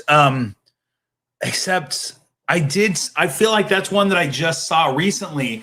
And I was like, I've never heard of that locality before. And I looked it up. First of all, I don't know if this is the one that we're talking about. And dang it, Douglas. And he's gonna push down this YouTube plaque. I don't want that falling. YouTube doesn't send those out to everybody. And now I don't remember what the locality was, what the information was that I found about it. But I bet that was the locality that I just was looking up. So it's funny that you said that. So Douglas was, we just had Douglas out and we put him back. And he was pushing. So not ready to go back. Also not interested in hanging out with me. He just wants to explore. All right, buddy. You know what? Oh, here, do this. So Douglas is... There's a funny thing about Douglas. He knows that I have glasses on a lot. I'm often wearing my reading glasses. And he looks for them. He turns around when I'm holding him. He turns around and looks for them on my face. So today, in fact, Alyssa, who's in the chat right now, has seen this a lot. This behavior of him looking for my glasses. It's really funny. So today, he crawled up onto my glasses, pulled them off my face, and then I'm holding my glasses in my hand, and he comes towards my face looking for my glasses. But he's already sitting on them in my hand. It's like when I'm looking for my glasses and they're on top of my head. But he did the snake version of it. Now he's crawling up onto my hat, and I wish he would continue so I can pull him out. These scrub pythons, when they're this size, they have pretty fragile tails. Pretty small tails still. They're a very long, slender snake. You got to be careful working with the tail.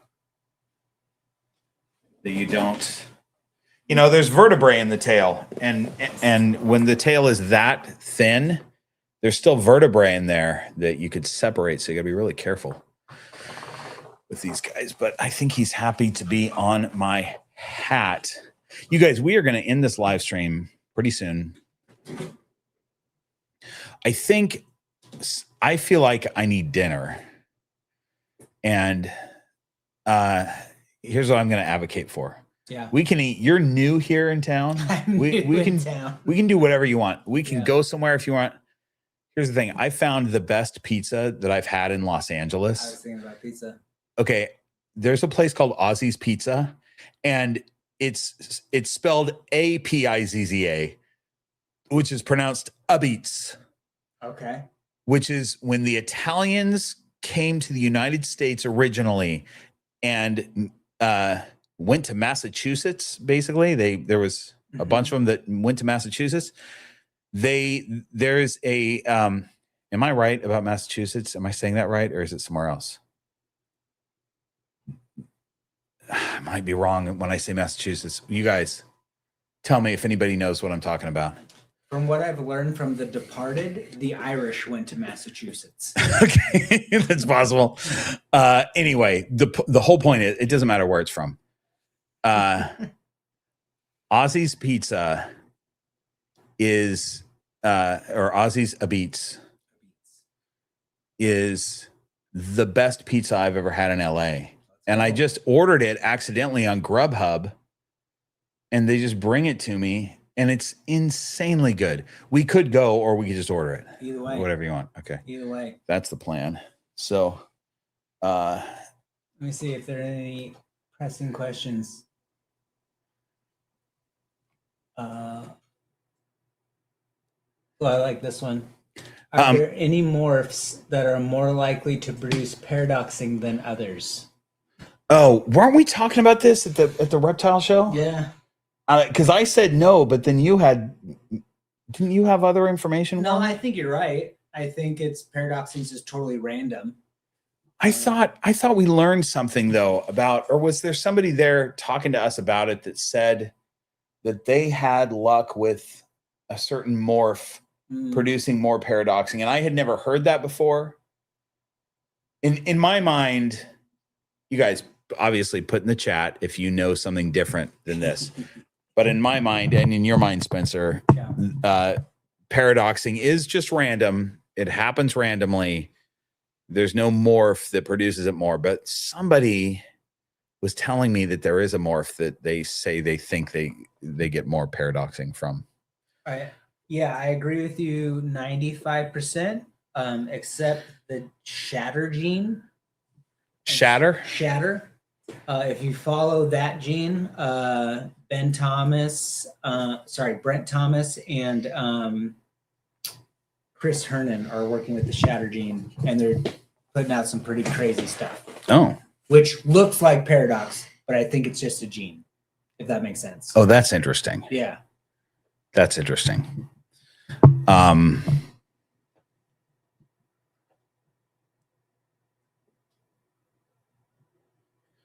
Jay, I don't know if it was Garrick. I haven't heard that from Garrick, but maybe he's said it before, but I didn't hear it from him. Garrick is who I got my green tree python from, by the way, though. And my Ultramel. We were just talking about Ultramel. Garrick is who I got the Molly Malone from. She's my Ultramel. You know what, Candy? I wish this too. And yesterday I found the first 10 hours of the 24-hour live stream. And I was so hoping that Clint was in those first 10 hours, but he wasn't. He was right after that, I think. I scrubbed through it. There's a lot of good stuff in that. I'm not going to post it because it's 10 hours of a live stream. I'm not going to post it, but so sorry about that. But the intention was not to post it anyway. But I used StreamYard when I streamed it, and StreamYard apparently saves 10 hours worth of a live stream. And so I found it yesterday when I opened the StreamYard again. Yeah, it's a bummer because that was a great conversation. It was a fun conversation for one thing. It was really fun. It started out with Kent, and Clint came on when Kent was on, and anytime Kent and Clint can interact, that's always been fun. And then Clint gave just a great schooling. He schooled us all on paradoxing and what he's learned about paradoxing, which was fascinating. I wish we had it. Okay, you guys, I think we are done with this particular live stream. Once again, I want to thank our live stream sponsor today. It wouldn't be a live stream if it weren't for the wonderful podcast, Aliens Are Behind Everything and Other Probably True Nonsense, which is hosted by, me. Hosted by me, that's right. New podcast that just launched today. You can find it on all your podcast platforms and YouTube at Aliens Are Behind Everything. First 3 episodes are up. For those of you who have watched it already, listened to it already, I really appreciate it. I love the feedback that I've been getting all day about them. This has been a very exciting day for me because live stream day is always exciting. This is one of my favorite days, is doing this live stream. It's super fun. It's fun, right? Super fun. Yeah, it's a good time. All right, Spencer and I are going to go put so much pizza in our bellies. So much. Thanks for watching, you guys. Bye, everybody.